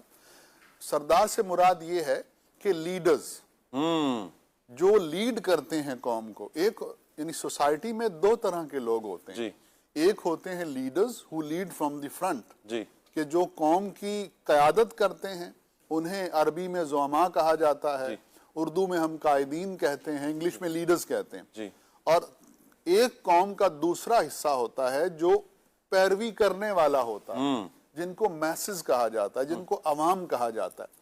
تو آپ یہ دیکھیں گے کہ انبیاء کرام علیہم السلام کی جو دعوت ہوتی تھی اس میں اکثر اوقات مخالفت میں پیش رہنے والے اور آگے بڑھ کر انبیاء کرام کی دعوت کو رد کرنے والے، ریجیکٹ کرنے والے جو لوگ ہوتے تھے وہ اس قوم کے لیڈرز ہوتے تھے۔ اب یہاں پر ایک سوال پیدا ہوتا ہے کہ لیڈرز جو قوم کے بڑے ہوتے ہیں وہ ایسا کیوں کرتے تھے؟ بات یہ ہے کہ جو لیڈرشپ ہے اٹ کمز ود پریویلیجز، کہ جو لیڈرز ہوتے ہیں ان کے پاس بہت سے ذاتی مفادات ہوتے ہیں، وہ بعض اوقات ان کا اپنا سٹیک رسک پر ہوتا ہے کہ اگر یہ قوم جہالت میں رہے گی، اگر میری قوم نبی کی دعوت کو قبول نہیں کرے گی تو لیڈرشپ میرے پاس رہے گی، وہ اس طرح سے سوچتے ہیں۔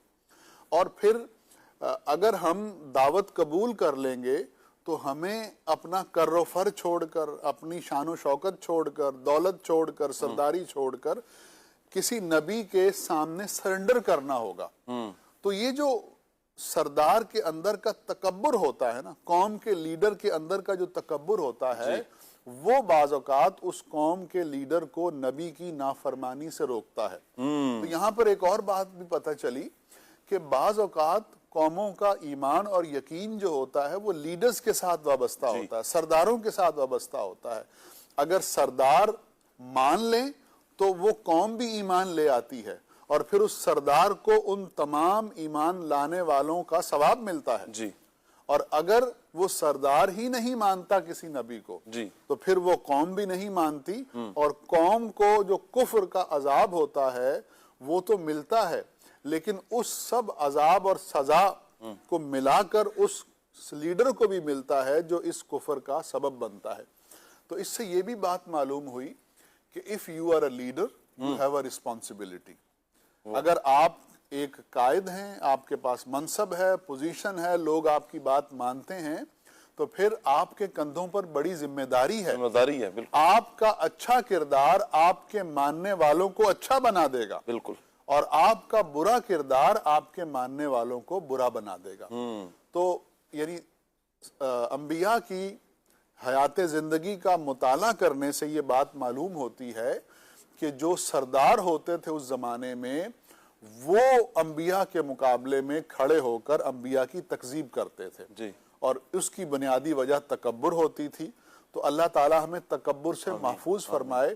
شاہ صاحب, تکبر ایک ایسی بیماری ہے کہ جس کی وجہ سے انسان ہدایت سے محروم ہو جاتا ہے. اللہ اکبر, اللہ اس کو جب نصیحت کی جائے تو وہ یہ کہتا ہے کہ یہ مجھے کیسے نصیحت کر سکتا ہے, میں تو خود ایک بہت بڑی ہستی ہوں, میں تو بہت بڑا آدمی ہوں. جب اس کے سامنے حق پیش کیا جائے تو تکبر اس کو حق قبول کرنے سے روکتا ہے. اس کے برعکس جو عاجزی ہوتی ہے, انکساری ہوتی ہے, وہ آدمی کو یہ سکھاتی ہے کہ بھئی مجھ سے بھی غلطی ہو سکتی ہے. جو آدمی ڈاؤن ٹو ارتھ ہوتا ہے, عاجزی اور انکساری اس کے اوصاف میں سے ہوتی ہے, تو وہ اس بات کو ممکن مانتا ہے کہ there is a possibility I am wrong, کہ ہو سکتا ہے کہ میں غلط ہوں. تو اس کی یہ عاجزی اور انکساری اس کو حق قبول کرنے کی طرف لے کر جاتی ہے.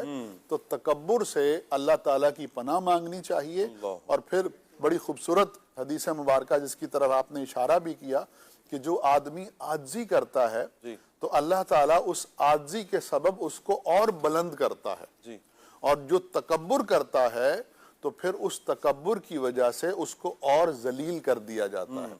تو آدمی کو چاہیے کہ عاجزی اور انکساری کو اپنائے اور بالخصوص اللہ کی بارگاہ میں جب حاضر ہو تو عاجزی اور انکساری کرے. اس مفہوم کو بھی تھوڑا مزید واضح کریں نا کہ عاجزی کیسے کرے, عاجزی کیا ہے, کیا لوگوں کے سامنے عاجزی کرے گا, اللہ کی بارگاہ میں عاجزی کرے گا.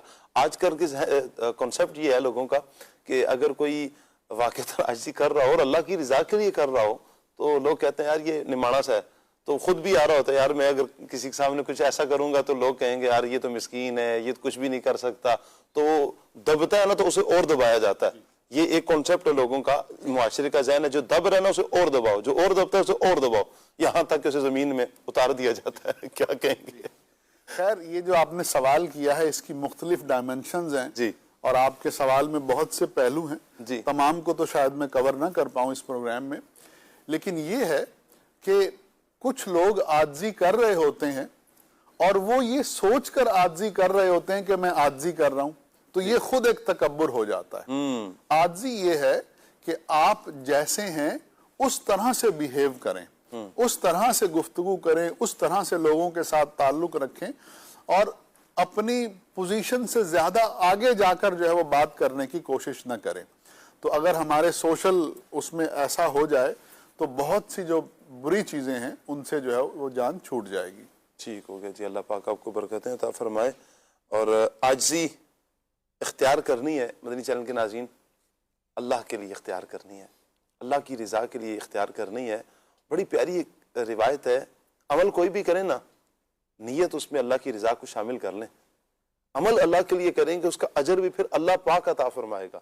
جی ہاں, آپ نے عمل جو اللہ کے لیے کیا ہے تو اس کا اجر بھی پھر میرا رب عطا فرمائے گا. اور پھر جب رب اجر دیتا نا پھر اپنی شان کے لائق عطا کرتا ہے, اور پھر اس کی شان جیسے مرضی ہے بندے کو عطا کرے, جس طرح چاہے بندے کو اجر عطا کرے. عمل اللہ کی رضا کے لیے ہونا چاہیے. فرمایا کہ جو اللہ کے لیے کسی سے محبت کرتا ہے, اللہ کے لیے کسی سے دشمنی رکھتا ہے, اللہ کے لیے کسی کو دیتا ہے اور اللہ کے لیے ہاتھ روک لیتا ہے, نہیں دیتا, فرمایا کہ اسے خوشخبری سنا دو کہ اس نے اپنا ایمان مکمل کر دیا. اس کے لیے خوشخبری ہے کہ اس نے اپنا ایمان مکمل کر لیا ہے. سبحان اللہ. تو عمل کوئی بھی کرنا ہے, کچھ بھی عمل کرنا ہے, اللہ کی رضا, بس مالک کی رضا کے لیے. تو عاجزی بھی اختیار کرنی ہے اللہ کے لیے. لوگ کیا کہتے ہیں, زمانہ کیا کہتا ہے, کوئی کیا کہے گا, زمانے کی عادتیں ہیں, وہ کسی سے خوش نہیں ہوتے ہیں. اکثر وہ ایک لطیفہ سا بھی سنایا بھی جاتا ہے نا کہ دو باپ بیٹا لے کر جا رہے تھے گدھے کو, تو وہ کسی حال میں زمانہ خوش نہیں تھا. پیدل چل رہے ہیں تو کسی نے کہا بھائی یہ کیسے بیوقوف ہیں, گدھا بھی ہے, اس گرمی میں چل رہے ہیں. تو انہوں نے کہا اچھا جی بیٹھ جاتے ہیں اوپر. دونوں بیٹھے ہیں, تو آگے گئے تو دوسری بستی والوں نے کہا یار کتنے ظالم ہیں, دونوں اچھے بھلے آدمی ہیں اور اس گرمی میں اس گدھے پر اتنا بوجھ ڈالا ہوا ہے. اب ہوا یوں کہ بیٹا اتر گیا, باپ بیٹھا ہوا ہے, باپ نے کیا کیا کہ بیٹے کو بٹھایا اور خود اتر گیا. آگے بڑھے تو دیکھا کہ بھائی کسی نے کہا کتنا ظالم بیٹا ہے کہ خود اوپر بیٹھا ہوا ہے. بوڑھا باپ جو ہے نا گھسیٹ رہا ہے گدھے کو. اچھا جی چلو آپ نیچے اتر گئے. جب نیچے اترے تو آپ باپ کو بٹھایا, بیٹا گدھے کو لے کر چل رہے. آگے بڑھے تو کسی نے کہا کیسا ظالم باپ ہے, بچہ ہے, چھوٹا بچہ ہے اور بیچارہ مسکین سا لگ رہا ہے اور اوپر سے گرمی ہے, تو کیسا ظالم باپ ہے, خود چل لیتا. اب اس نے کیا کیا نیچے اتر, اب کریں کیا, دونوں نے گدھے کو باندھا, کندھے پر رکھا, اب چل پڑے. اب آگے کیسے بیوقوف ہے, گدھے پر بیٹھنے کے بجائے اسے اپنے کندھوں پر لاد لیا. تو مثال ہے, یہ سمجھانے کے لیے کہا جاتا ہے زمانہ کسی حال میں خوش نہیں ہے. لوگ کیا کہتے ہیں کہنے دے لوگوں کو, لوگوں کی باتوں کی پرواہ نہیں کریں. آپ جب عمل اللہ کے لیے کر رہے ہیں, معاذ اللہ لوگ نمازیوں کے بارے میں نہیں کہہ رہے ہوتے ہیں, داڑھی شریف رکھ لی کسی نے تو لوگوں کی نیچر بازوں کی بن چکی ہے. وہ داڑھی شریف والے کو دیکھیں گے تو ان کو نا ایک گدگدی شروع ہو جاتی ہے کہ ان کو ہوٹنگ کی جائے, ان کو کچھ کہا جائے, ان کے بارے میں کچھ الفاظ کسے جائیں. معاذ اللہ لوگوں کی عادت ہے. لوگوں کے لیے عمل نہیں, عمل اللہ کے لیے, اجر بھی اللہ پاک کی بارگاہ میں. میرا ہر عمل بس تیرے واسطے ہو. کیا بات. میں چاہوں گا کہ یہ آپ طرز میں سنا دیں, کیا خیال ہے, میرا ہر عمل بس تیرے واسطے ہو. جی. میرا ہر عمل بس تیرے واسطے ہو,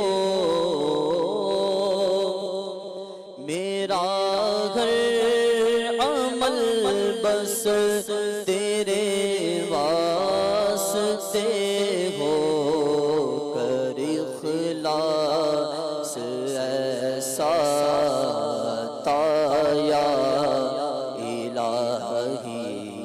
اخلاص ایسا عطا یا الہی. آمین. میں ایک چیز اور ایڈ کرنا چاہوں گا. بالکل. کہ حضرت ہود علیہ السلام نے جو اپنی قوم کو دعوت دی, جی, تو اس میں ایک یہ بھی بات تھی کہ اللہ سے معافی مانگو.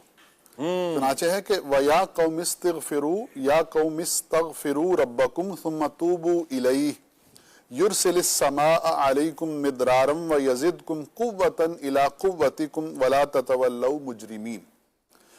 آپ فرماتے ہیں کہ اے میری قوم, تم اپنے رب سے معافی مانگو, پھر اس کی بارگاہ میں توبہ کرو, تو وہ تم پر موسلا دھار بارش بھیجے گا اور تمہاری قوت کے ساتھ مزید قوت زیادہ کرے گا, اور تم مجرم بن کر منہ نہ پھیرو.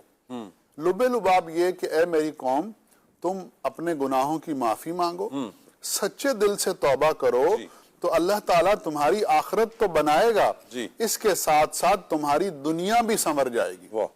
معلوم یہ ہوا کہ جو لوگ توبہ و استغفار کرتے ہیں, اللہ کی طرف رجوع کرتے ہیں, جیسے رجوع کرنے کا حق ہے, اور اللہ سے گناہوں کی معافی مانگتے ہیں اور سچے دل سے توبہ کرتے ہیں, برے کاموں کو, حرام کاموں کو, غلط کاموں کو چھوڑ دیتے ہیں, تو ان کی زندگی تنگ نہیں ہوتی, بلکہ ان کی زندگی میں اللہ تعالیٰ اور خوشحالی عطا فرماتا ہے. کیا بات ہے. جیسے کہ اس آیت کریمہ میں کہ اے میری قوم, اگر تم اللہ سے معافی مانگو, سچے دل سے توبہ کرو, تو اللہ تعالیٰ تم پر موسلا دھار بارش بھیجے گا, جس سے تمہاری کھیتیاں ہری بھری ہو جائیں گی, تمہارے باغات میں زیادہ پھل آئیں گے, اور تمہاری دولت میں اضافہ ہوگا, اور اسی طرح سے اللہ تعالیٰ تمہاری قوت کو بڑھائے گا, یعنی تمہاری اولاد کی کثرت ہو جائے گی. اللہ تعالیٰ تمہاری قوم کو اور زیادہ بیٹے عطا فرمائے گا, اور تمہاری قوم کی قوت اور شان و شوکت میں اور اضافہ ہو جائے گا. تو شاہ صاحب یہاں بزرگان دین بالخصوص فرماتے ہیں کہ جو استغفار ہے نا, اس استغفار کے بہت سے اثرات ہوتے ہیں انسان کی زندگی پر. جی. ان میں سے ایک اثر جو ہے وہ معاشی خوشحالی بھی ہے. واہ. لوگ وظیفہ پوچھتے ہیں نا کہ مولانا صاحب ہمیں کوئی ایسا وظیفہ بتائیے کہ ہمارے رزق میں اضافہ ہو جائے. تو رزق کے اضافے کے وظائف میں سے ایک انتہائی مؤثر وظیفہ جو ہے وہ اللہ تعالیٰ سے اپنے گناہوں کی معافی مانگنا اور استغفار کرنا ہے. اب استغفار کے مختلف صیغے ہیں، جیسے استغفر اللہ ربی من کل ذنب و اتوب الیہ، میں اللہ تعالیٰ سے اپنے تمام گناہوں کی معافی مانگتا ہوں اور اس سے توبہ کرتا ہوں. اسی طرح سے استغفر اللہ العظیم الذی لا الہ الا هو الحی القیوم و اتوب الیہ، یہ بھی ایک استغفار کا صیغہ ہے. اسی طرح سے صرف استغفر اللہ استغفر اللہ استغفر اللہ کہنے سے بھی یہ استغفار کی فضیلت حاصل ہو جائے گی. تو اگر کوئی شخص یہ چاہتا ہے کہ اس کی معاشی زندگی بہتر ہو جائے تو اس کو کثرت سے استغفار کرنا چاہیے اور استغفار پڑھنا چاہیے. اچھا، قرآن کریم میں ایک اور آیت کریمہ میں استغفار کے فضائل میں بیان کیا گیا، یمتعکم متاعا حسنا، کہ اگر تم اللہ سے معافی مانگو گے، توبہ کرو گے، گناہوں کی معافی مانگو گے، سچے دل سے توبہ کرو گے تو اللہ تعالیٰ تمہاری زندگی کو اچھا بنا دے گا. اب یہ جو ورڈ ہے نا متاعا حسنا، یہ بڑا کمپریہنسو ہے، بہت جامع ہے. اس کے اندر زندگی کی تمام خوشحالیاں اور خوبصورتیاں آ جاتی ہیں. اس میں ڈپریشن کا علاج بھی ہے، اس میں نفسیاتی مسائل کا علاج بھی ہے، اس میں اللہ تعالیٰ کی طرف سے مخلوق کے دل میں عزت اور مقام اور مرتبہ بھی ہے، اس میں معاشی خوشحالی بھی ہے، اس میں اولاد کا کثرت سے ہونا اور اچھا ہونا بھی ہے، اس میں زندگی میں گھر کے اندر امن اور سکون کا ہونا یہ بھی موجود ہے. تو متاعن حسنن کا مطلب یہ ہوا کہ زندگی کی ہر خوبی جو ہے، اچھائی جو ہے، اس شخص کو حاصل ہو جائے گی جو توبہ کرتا ہے، گناہوں کو چھوڑتا ہے اور اپنے گزشتہ گناہوں کی معافی مانگتا ہے. اب آخری بات یہاں پہ یہ کہ کچھ لوگ برے کاموں میں ہوتے ہیں یا ان کا روزگار برا ہوتا ہے، حرام روزگار ہوتا ہے. جب ان سے یہ کہا جاتا ہے کہ آپ توبہ کریں، اس حرام ذریعے کو چھوڑ دیں، تو وہ کہتے ہیں کہ بھئی ہم کھائیں گے کہاں سے؟ تو دیکھیں، اللہ کی ذات پہ یقین رکھیں، جب آپ نے اس کی نافرمانی کی تب بھی وہ آپ کو رزق دے رہا ہے. لیکن جب آپ اس کے نیک بندے ہو جائیں گے، جب اس کی فرما برداری کریں گے، گناہوں کی معافی مانگیں گے اور اس کے دوستوں کی فہرست میں آ جائیں گے، تو کیا وہ کریم اس وقت آپ کو رزق نہیں دے گا؟ اللہ بالکل دے گا، بلکہ متاعن حسنن، آپ کی زندگی اور بہتر ہو جائے گی اور خوشحال ہو جائے گی. تو استغفار کرنا چاہیے اور کثرت سے کرنا چاہیے. یہاں مجھے یہ آیت مبارکہ جو آپ نے تلاوت فرمائی ہے، اس کے بعد نا مجھے وہ ایک واقعہ یاد آ رہا ہے کہ حضرت امام حسن رضی اللہ تعالیٰ عنہ حضرت امیر معاویہ رضی اللہ تعالیٰ عنہ کے دربار میں جب آیا کرتے تو حضرت امیر معاویہ رضی اللہ تعالیٰ عنہ بڑی رسپیکٹ دیتے تھے. یعنی یہاں تک کہ آپ اٹھتے اپنی مسند پر حضرت امام حسن رضی اللہ تعالیٰ عنہ کو بٹھاتے. تو ایک درباری تھا جس کی ہاں اولاد نہیں تھی، اس نے بڑا دیکھا کہ یہ بڑی عظیم ہستی ہیں، آتے ہیں جیسے ہی تو اتنی بڑی شخصیت حضرت امیر معاویہ رضی اللہ تعالیٰ عنہ، وہ بھی کھڑے ہو جاتے ہیں، رسپیکٹ دیتے ہیں، ان کو اپنی مسند پر بٹھاتے ہیں، یقیناً پھر یہ بڑی عظیم ہستی ہیں. انہوں نے جب حضرت امام حسن رضی اللہ تعالیٰ عنہ جانے لگے تو پکڑ لیا، کہا کہ حضور میری اولاد نہیں ہے تو مجھے کچھ ایسا وظیفہ بتا دیں، دعا کر دیں. تو آپ نے ان کو فرمایا کہ آپ کثرت سے استغفار پڑھو، اللہ تمہیں اولاد عطا فرمائے گا. تو اللہ پاک نے پھر اسے 10 بیٹے عطا کیے. سبحان اللہ. جب یہ بات حضرت امیر معاویہ رضی اللہ تعالیٰ عنہ کو پتہ چلی تو آپ نے ایک دن حضرت امام حسن رضی اللہ تعالیٰ عنہ سے پوچھا کہ یہ وظیفہ آپ نے کہاں سے لیا؟ انہوں نے پھر یہ آیہ مبارکہ تلاوت فرمائی کہ اللہ فرماتا ہے کہ جب تم استغفار کرو گے تو اللہ تعالیٰ تمہاری قوت میں اضافہ فرمائے گا، تمہارے مال میں اضافہ فرمائے گا. تو فرمایا کہ اللہ تعالیٰ اولاد کی کثرت کا تو خود فرما رہا ہے کہ جو استغفار کرنے والے ہیں تو ان کو اولاد کی نعمت سے بھی اللہ پاک نوازے گا. تو میں نے تو یہ قرآنی وظیفہ لیا ہے. تو جن کے ہاں اولاد نہیں ہے ان کے لیے قرآن کی یہ آیت مبارکہ سامنے رکھیں کثرت سے استغفار کریں، کثرت سے استغفار کریں. اللہ نے چاہا تو اللہ پاک اپنی رحمت سے اولاد عطا فرمائے گا. جو معاشی اعتبار سے پریشان ہے، جیسے عبدالواجد بھائی نے ذکر کیا، اگر کوئی اس طرح کی پریشانی کا شکار ہے، کثرت سے استغفار کریں. جو سیغے بتائے گئے ہیں کہ کس انداز میں پڑھا جائے، اگر نہیں زیادہ آتا استغفر اللہ یہ آتا ہے نا، آپ یہی پڑھ لیجئے، استغفر اللہ ربی من کل ذنب واتوب الیہ، یہ آتا ہے تو ویل اینڈ گڈ، بہت اچھا ہے. اگر یہ آتا ہے نہیں تو کم سے کم آپ استغفر اللہ استغفر اللہ استغفر اللہ، آپ اسی کی کثرت کرتے رہیں، انشاءاللہ یہ بھی ہو جائے گا. اچھا، کسی علاقے میں اگر بارش نہیں ہو رہی، بارش کی ضرورت ہے، آپ یہ بھی پڑھیں. آپ دیکھیں نا کہ اللہ پاک خود فرما رہا ہے نا کہ جب اس کی بارگاہ میں توبہ کرو تو وہ تم پر موسلا دھار بارش بھیجے گا.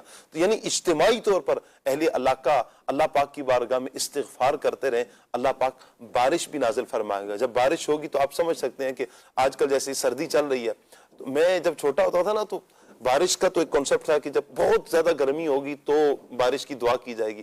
تو ایک مرتبہ سخت سردی ہیں اور ٹھٹر رہے ہیں، امام صاحب دعا کریں یا اللہ بارش نازل کر دیں. میں کہوں اچھا تھا بھی چھوٹا، میں کہوں یار امام صاحب دعا کیسی کر رہے ہیں، اس سردی میں مزید بارش کی دعا کر کے مارنے کا ارادہ ہے کیا، کس طرح کی دعا ہو رہی ہے.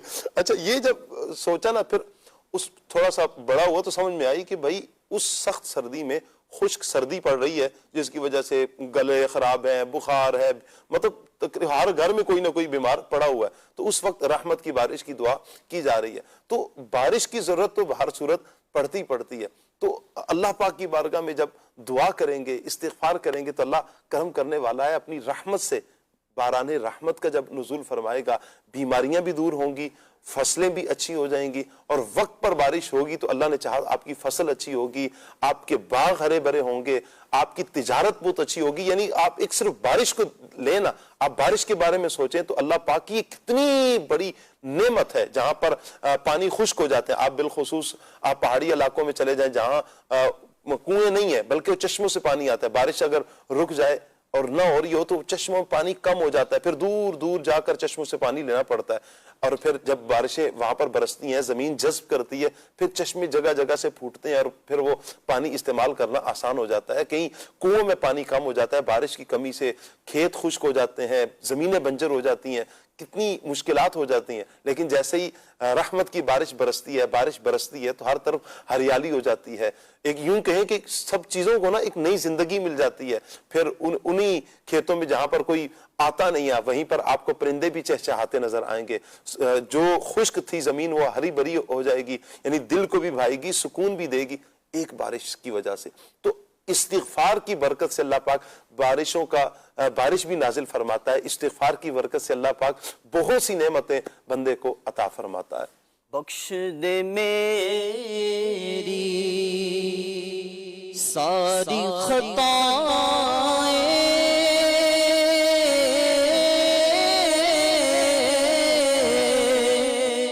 کھول دے ہم پر اپنی عطائیں، برسا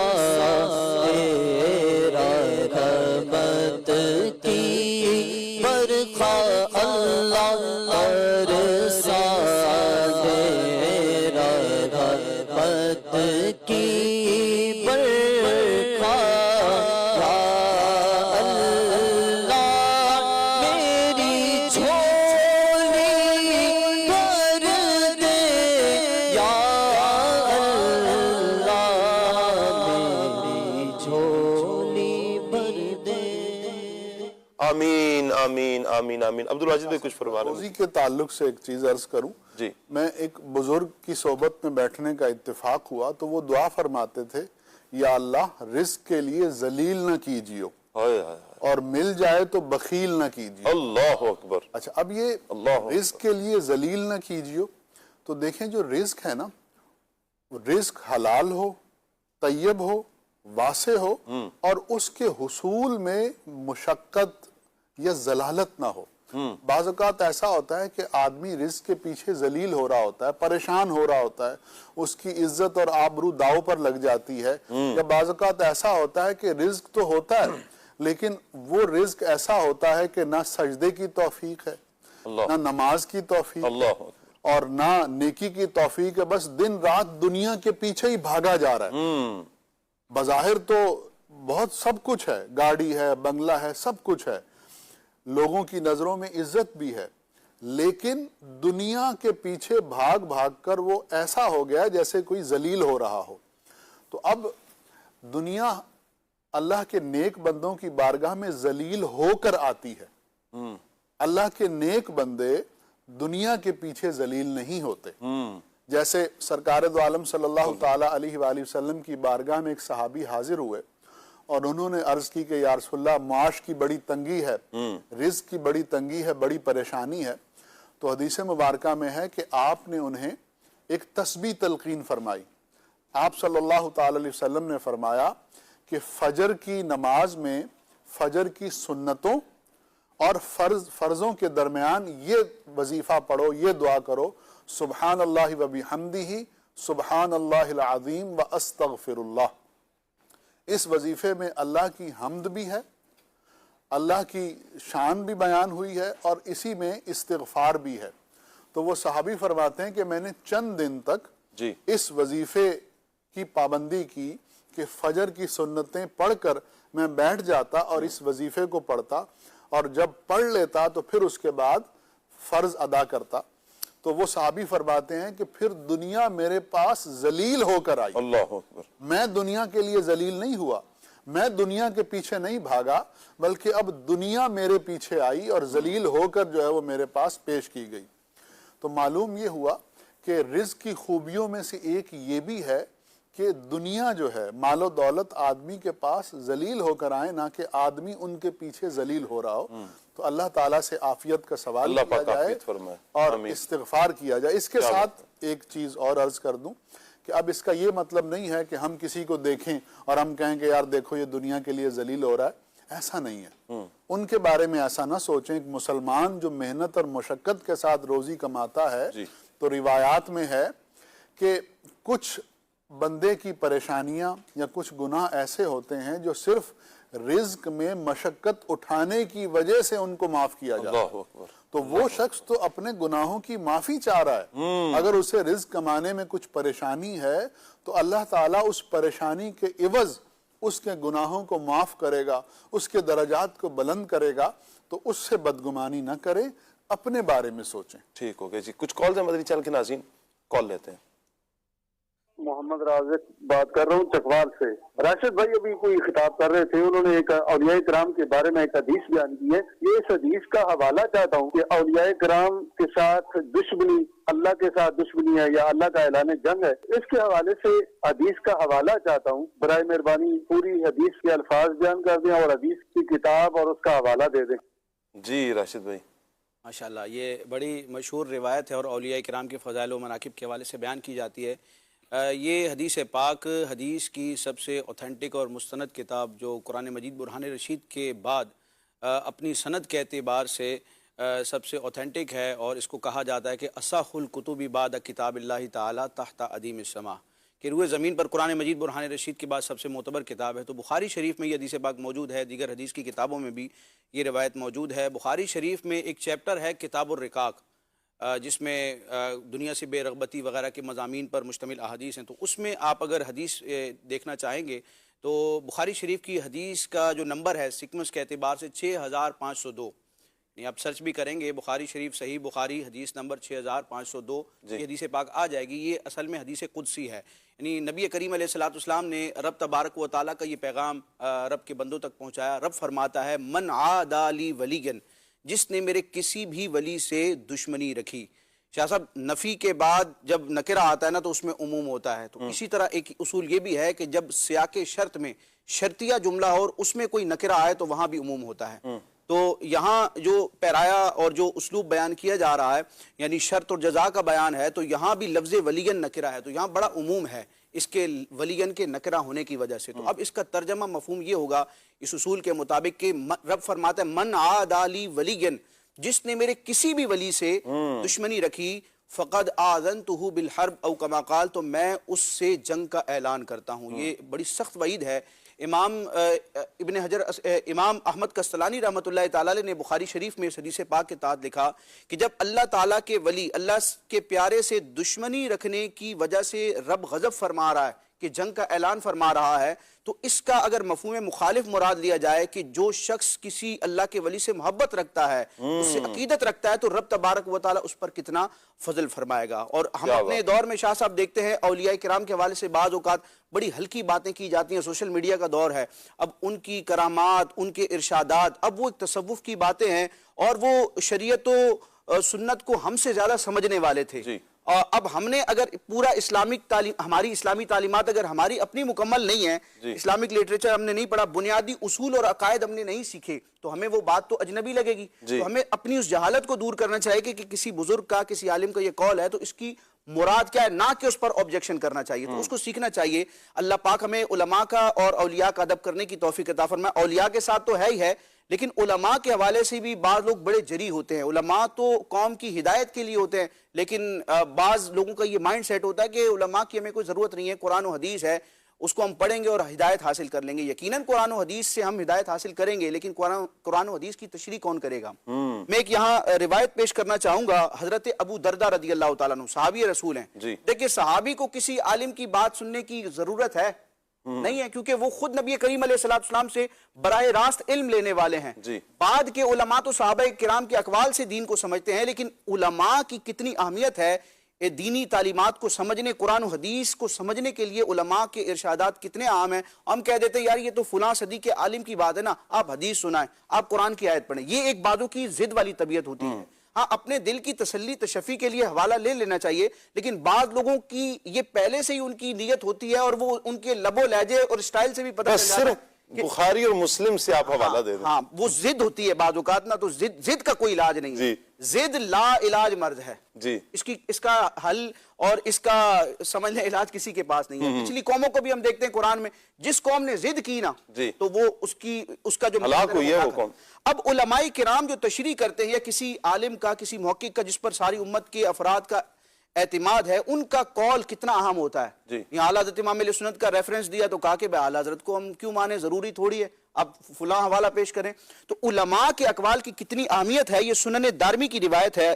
حضرت ابو دردہ رضی اللہ تعالیٰ عنہ صحابی رسول ہیں، فرماتے ہیں وما نحن، ہم کیا چیز ہیں، ہم کیا شے ہیں، لولا کلمات العلماء، اگر علماء کے ارشادات نہ ہوں۔ صحابی رسول فرما رہے کہ علماء کے ارشادات نہ ہوں، علماء نے جو قرآن و حدیث کی تشریح کی ہے، اگر وہ تشریح ہمارے سامنے نہ ہو تو ہماری کیا حیثیت ہے؟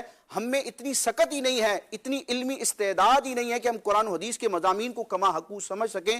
یہ تو ان علماء کا، امام اعظم کا، امام شافعی کا، امام احمد بن حنبل کا، اور جتنے بھی امت کے اکابرین ہیں، فقہاء ہیں، محدثین ہیں، متکلمین ہیں، صوفیاء ہیں، جنہوں نے قرآن و حدیث کے انوار کو، ان کے علوم کو، علوم ظاہریہ کو، علوم باطنیہ کو بالکل واضح طور پر بیان کر دیا، اپنی کتابوں میں لکھ دیا۔ آج ان کی کتابوں کو پڑھتے ہیں تو ہمارے لیے قرآن سمجھنا بھی آسان ہوتا ہے، حدیث سمجھنا بھی آسان ہوتا ہے۔ وہ بات گفتگو لمبی ہو گئی، لیکن یہ ہے کہ اللہ نے جن کو عزت بخشی ہے وہ اولیاء کی کیٹیگری سے ہوں یا علماء کی کیٹیگری سے ہوں، دین اسلام کا اور مذہب اہل سنت کا یہ انداز ہے، مزاج اور میسج ہے کہ ہمیں ہر عزت والے کا احترام کرنا ہے۔ جس کو رب نے جو عزت دی ہے، بالخصوص دینی منصب دیا ہے، تو اس کا ہمیں احترام کرنا ہے اور اس سے دین حاصل کرنا ہے۔ کیا بات ہے۔ دو افراد ہیں کہ جن کے ساتھ اللہ پاک نے جنگ کا اعلان فرمایا، رب جن کے ساتھ جنگ کا اعلان فرماتا ہے، ایک سود خور اور دوسرا اللہ پاک کے ولیوں کی دشمنی کو اپنے دل میں پالنے والا، یعنی اللہ پاک کے ولیوں کا جو دشمن ہے۔ یہ دو افراد ہیں، یعنی زمانے کے ایسے بدترین افراد ہیں کہ جن سے اللہ پاک نے بھی جنگ کا اعلان فرمایا۔ اللہ پاک عافیت فرمائے اور ہمیں اللہ پاک اولیاء کرام کی سچی محبت عطا فرمائے۔ یاد رکھیے گا کہ جب بندہ اولیاء کرام کی طرف بڑھتا ہے نا، معاذ اللہ کچھ گستاخی والے جملے، نازیبا جملے بات کرتا ہے، تو پھر بات یہیں پر نہیں رکتی، بہت آگے تک نکلتی ہے۔ یعنی پھر کہاں تک بات جاتی ہے، والعیاذ باللہ، یعنی پھر وہ اللہ پاک کی ذات تک اعتراض کرنے والے بھی معاذ اللہ ثم معاذ اللہ ہو جاتے ہیں۔ اللہ پاک ایسوں کے شر سے ہم سب کو محفوظ فرما۔ اگلی کال لیتے ہیں آپ کی۔ میرا یہ سوال ہے، قوم عاد کن نعمتوں سے مالا مال تھی؟ قوم عاد، شعیب بھائی کون سی ایسی نعمتیں تھیں جن سے یہ قوم مالا مال تھی؟ اس قوم کو اللہ پاک نے بے شمار نعمتیں عطا کی تھیں، انہی میں سے ایک یہ بھی تھا کہ ان کے پاس سرسبز و شاداب ان کے باغات تھے اور نہریں رواں تھیں، اور اسی کے ساتھ ساتھ رب ذوالجلال عز و جل نے ان کو طاقتور جسم عطا کیے تھے، بے شمار نعمتیں تھیں۔ اور جو نعمتیں یا ہم کسی ماڈل جگہ کو ہم دیکھنا چاہیں کہ یہاں پر آسائشیں بھی ہوں، قدرتی جو خوبصورتیاں بھی ہوں وہ بھی ہوں، تو وہ تمام کی تمام قوم عاد کے ہاں موجود تھی، لیکن انہوں نے ناشکری کی اور پھر یہ عذاب آیا اور تمام کا تمام کچھ تباہ و برباد ہو گیا۔ ٹھیک ہو گیا جی، اگلی کال لیتے ہیں۔ شاہ صاحب عرض ہے کہ مجھے منقبت امام جعفر صادق سنا دیں۔ کیا بات ہے جی، آئیے سن لیتے ہیں پھر جی۔ جعفر صادق، جعفر صادق، یا امام ہے خود پہ نازا میرا مقدر، امام جعفر، امام جعفر بنا ہوں جب سے تیرا سناگر، امام جعفر، امام جعفر خود پہ نازا میرا مقدر، امام جعفر، امام جعفر بنا ہوں جب سے تیرا سناگر، امام جعفر، امام جعفر تمہاری سیرت کے گوشے گوشے میں سیرت مصطفیٰ کے جلوے، سیرت مصطفیٰ کے جلوے، وہ کیسے کوئی تمہارا ہمسر، امام جعفر، امام جعفر، امام جعفر، امام جعفر ہے خود پہ نازا میرا مقدر، امام جعفر، امام جعفر بنا ہوں جب سے تیرا سناگر، امام جعفر، امام جعفر جھکے نہ کیوں اس کے آگے آ کر بڑے بڑے وقت کے سکندر، بڑے بڑے وقت کے سکندر، جسے بنا لو تم اپنا نوکر، امام جعفر، امام جعفر، امام جعفر، امام جعفر خود پہ نازا میرا مقدر، امام جعفر، امام جعفر بنا ہوں جب سے تیرا سناگر، امام جعفر، امام جعفر قسم خدا کی مجھے زمانے کی گردشوں کا نہیں ہے کچھ غم، گردشوں کا نہیں ہے کچھ غم، ہے میرے غم خار میرے یاور، امام جعفر، امام جعفر، امام جعفر، امام جعفر ہے خود پہ نازا میرا مقدر، امام جعفر، امام جعفر بنا ہوں جب سے تیرا سناگر، امام جعفر، امام جعفر عطا ہو شاہ زمن کا صدقہ، ملے حسین و حسن کا صدقہ، ملے حسین و حسن کا صدقہ، طفیل زہرا طفیل حیدر، امام جعفر، امام جعفر، امام جعفر، امام جعفر خود پہ نازا میرا مقدر، امام جعفر، امام جعفر بنا ہوں جب سے تیرا سناگر، امام جعفر، امام جعفر محبت اہل بیت ارفق بسی ہوئی ہے جب اپنے دل میں، بسی ہوئی ہے جب اپنے دل میں، کریں نہ پھر پیار ہم سے کیوں کر، امام جعفر، امام جعفر، امام جعفر، امام جعفر ہے خود پہ نازا میرا مقدر، امام جعفر، امام جعفر بنا ہوں جب سے تیرا سناگر، امام جعفر، امام جعفر ہے خود پہ نازا میرا مقدر، امام جعفر، امام جعفر بنا ہوں جب سے تیرا سناگر، इमाम जाफर, इमाम जाफर। क्या बात है जी, क्या बात है, अल्लाह पाक बरकत है। तो अगली कॉल लेते हैं।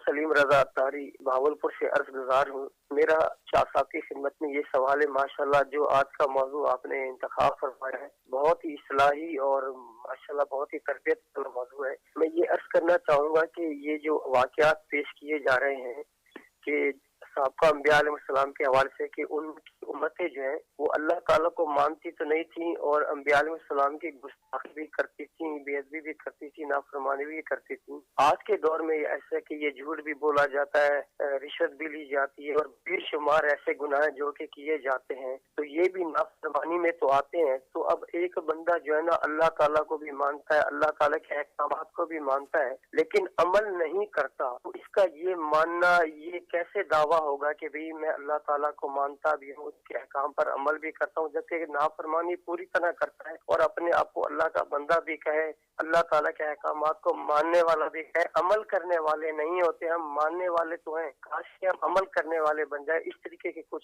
वाकयात बयान कर दे, इस्लाही गुफ्तगू भी फरमा दे तो मदीना मदीना।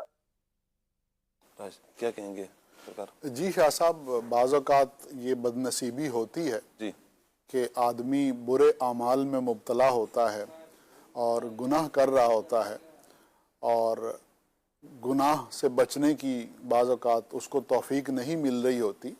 तो इस चीज़ पर अल्लाह से डरना चाहिए, उसकी खुफिया तदबीर से डरना चाहिए और तौबा व इस्तिग़फ़ार करना चाहिए। लेकिन बहरहाल गुनाह करने की वजह से आदमी दायरा इस्लाम से ख़ारिज नहीं हो जाता।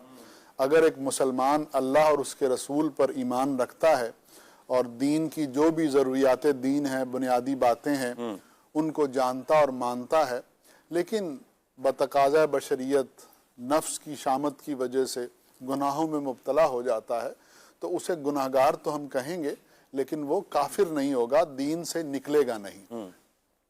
और जिस शख्स को अच्छे आमाल की तौफीक नहीं हो रही तो उसे अल्लाह से डरना चाहिए कि इस दुनिया की सबसे बड़ी हकीकत अल्लाह है, सबसे बड़ी ताकत अल्लाह है, रिज़्क़ का मालिक वो है, पैदा करने वाला वो है, मौत देने वाला वो है, उसी की बारगाह में हमने हाजिर होना है, क़यामत के दिन उसी के सामने जवाबदेह होना है और उसी ने हमारा हिसाब किताब करना है। तो पैदा उसने हमें किया है और वापस हमने उसकी बारगाह में हाजिर होना है, तो हमें फिर हया करनी चाहिए, अल्लाह ताला से डरना चाहिए और नेक आमाल करने चाहिए कि अगर कोई आदमी नेक अमल नहीं करता तो क़यामत के दिन उसके लिए बड़ी मुसीबत होगी। अल्लाह अकबर। जैसे नमाज है तो फरमाया कि इन्ना अव्वल मा युहासब बिहिल अब्द यौमल क़ियामती सलातुहु, क़यामत के दिन इंसान से जो सबसे पहली चीज़ पूछी जाएगी मुसलमान से तो वो उसकी नमाज होगी। अगर नमाज ठीक हुई तो दीगर आमाल भी अल्लाह की रहमत से ठीक हो जाएंगे। तो अमूमन लोग नमाज़ों में सुस्ती करते हैं, तो फ़राइज़ व वाजिबात की पाबंदी करनी चाहिए और जिसे नमाज की तौफ़ीक हो जाती है और बावुज़ू रहने की तौफ़ीक हो जाती है तो वो बहुत सी बुराइयों से बच जाता है कि नमाज मुसलमान को बुराइयों से बचाती है। तो अगर कोई शख्स बदअमली का शिकार है तो उसे चाहिए कि वो नमाज की पाबंदी का ज़हन बनाए। जब उसे नमाज की तौफीक मिल जाएगी तो इंशाअल्लाह उसे दीगर आमाल की भी तौफीक मिल जाएगी। यहाँ एक बात जिक्र करना चाहूँगा, कई ऐसी रिवायात हैं जिनमें ईमान और इस्लाम की और दीन की हलावत का बयान किया गया है। जैसे कि मुस्लिम शरीफ की हदीस पाक है, हदीस नंबर 151 गालिबन ये किताबुल ईमान में, उसमें नबी करीम अलैहिस्सलाम का ये फरमान है कि जो शख्स अल्लाह के रब होने, इस्लाम के दीन होने और मोहम्मद अरबी के नबी होने पर राज़ी हो गया, उसने इस्लाम का जायका चख लिया, उसने ईमान का जायका चख लिया, ईमान की हलावत को पा लिया। अब इसका मतलब क्या है? देखिए शाह साहब, हमने जब ईमान इख्तियार किया है, अल्लाह रसूल का कलमा पढ़ा है, तो उस ईमान का हमसे कुछ तकाजा है। वो तकाजा क्या है कि जिन हस्तियों पर आप ईमान लाए हैं, अल्लाह रसूल पर आपने ईमान रखा है, तो अब उनके अकवाल, उनके इरशादात, उनकी तालीमात को आप फॉलो करें, यानी गुनाहों से बचें और नेकियों को इख्तियार करें। अब गुनाह करना बाज़ औक़ात जो है ना मुश्किल हो रहा होता है, अल्लाह करे ऐसा हो कि हमेशा ही ऐसा हो, तो ये जो गुनाह करना मुश्किल हो जाता है और नेकी करना आसान हो जाता है, ये क्यों होता है? علماء اس کی حکمت یہ بیان کرتے ہیں، امام نووی رحمۃ اللہ تعالی علیہ نے اسی حدیث پاک کے تحت المنہاج میں فرمایا کہ جب انسان کو کسی چیز سے محبت ہو جاتی ہے نا تو وہ چیز اس کے لیے بڑی آسان ہو جاتی ہے۔ اب جب اللہ اور اس کے رسول سے محبت ہو گئی تو ان کے فرامین پر عمل کرنا آسان ہو گیا۔ اب بندے کو چیک کرنا ہے کہ میرا ایمان کامل ہے یا نہیں، اور میں نے ایمان کی حلاوت کو پایا یا نہیں پایا، تو اس کا پیرامیٹر کیا ہے؟ تو امام نووی بڑا پیارا نقطہ یہاں بیان فرماتے ہیں کہ جب ایمان کامل ہو جاتا ہے تو اس کی علامت یہ ہوتی ہے کہ بندے کے لیے نیک اعمال کرنا آسان ہو جاتا ہے اور گناہ کرنا مشکل ہو جاتا ہے۔ تو اللہ پاک ہمیں ایمان کی حلاوت نصیب فرمائے، رب سے دعا کرتے رہنا چاہیے۔ باقی بات وہی ہے جو عبد الواجد بھائی نے بیان کی کہ اگر کوئی گناہ کر رہا ہے، کبیرہ گناہ بھی کر رہا ہے، لیکن اس کو حرام ہی سمجھتا ہے، نفس و شیطان کے بہکاوے میں آ کے وہ کر رہا ہے، تو معاذ اللہ اس کو ہم کافر نہیں کہیں گے، لیکن یہ بڑی خطرناک صورتحال ہے، کیونکہ دنیا میں ایمان کے سلب ہونے کا ایک سبب یہ گناہ بھی ہے۔ تو خدا نخواستہ ایسا نہ ہو کہ یہ گناہوں کی عادت جو ہے بندے کے سلب ایمان کی طرف اس کو لے جائے۔ اللہ پاک ہمیں گناہوں سے بچنے کی توفیق عطا فرمائے۔ عبادت میری عزت میں تلاوت میں لگا دے دل، عبادت میری عزت میں تلاوت میں لگا دے دل، رجب کا واسطہ دیتا ہوں، فرما مولا رجب کا واسطہ دیتا ہوں، فرما دے کرم مولا۔ اللہم بارک لنا فی رجب اللہم بارک لنا فی رجب و شعبان وبلغنا رمضان بصحت و عافیہ، آمین آمین آمین۔ اگلی کال لیتے ہیں۔ مجھے عادل بھائی کی آواز میں کلام سنا دیں، ہے صف آرا صف حور و ملک، پلیز یہ سنوا دیں، بڑی مہربانی ہے۔ جی انشاءاللہ ٹیم سے عرض کروں گا، اگر تیار ہے تو چلا دیجئے گا۔ جی چلا دیجئے۔ سرلا مکان سے طلب ہوئی سوئے منتہا وہ چلے نبی، کوئی غد ہے ان کے عروج کی، صلو علیہ وآلہ۔ معراج نبی سبحان اللہ، معراج نبی سبحان اللہ، معراج نبی سبحان اللہ، معراج نبی سبحان اللہ، معراج نبی سبحان اللہ۔ سب کہہ دو سبحان اللہ، سب کہہ دو سبحان اللہ، سب کہہ دو سبحان اللہ، سبحان اللہ سبحان اللہ سبحان اللہ، سب کہہ دو سبحان اللہ۔ ہے صف آرا سب حور و ملک اور غلما خلد سجاتے ہیں، ہے صف آرا سب حور و ملک اور غلما خلد سجاتے ہیں، ایک دھوم ہے عرش اعظم پر مہمان خدا کے آتے ہیں۔ سب کہہ دو سبحان اللہ، سب کہہ دو سبحان اللہ، سب کہہ دو سبحان اللہ، سبحان اللہ سبحان اللہ سبحان اللہ، سب کہہ دو سبحان اللہ۔ ہے آج فلک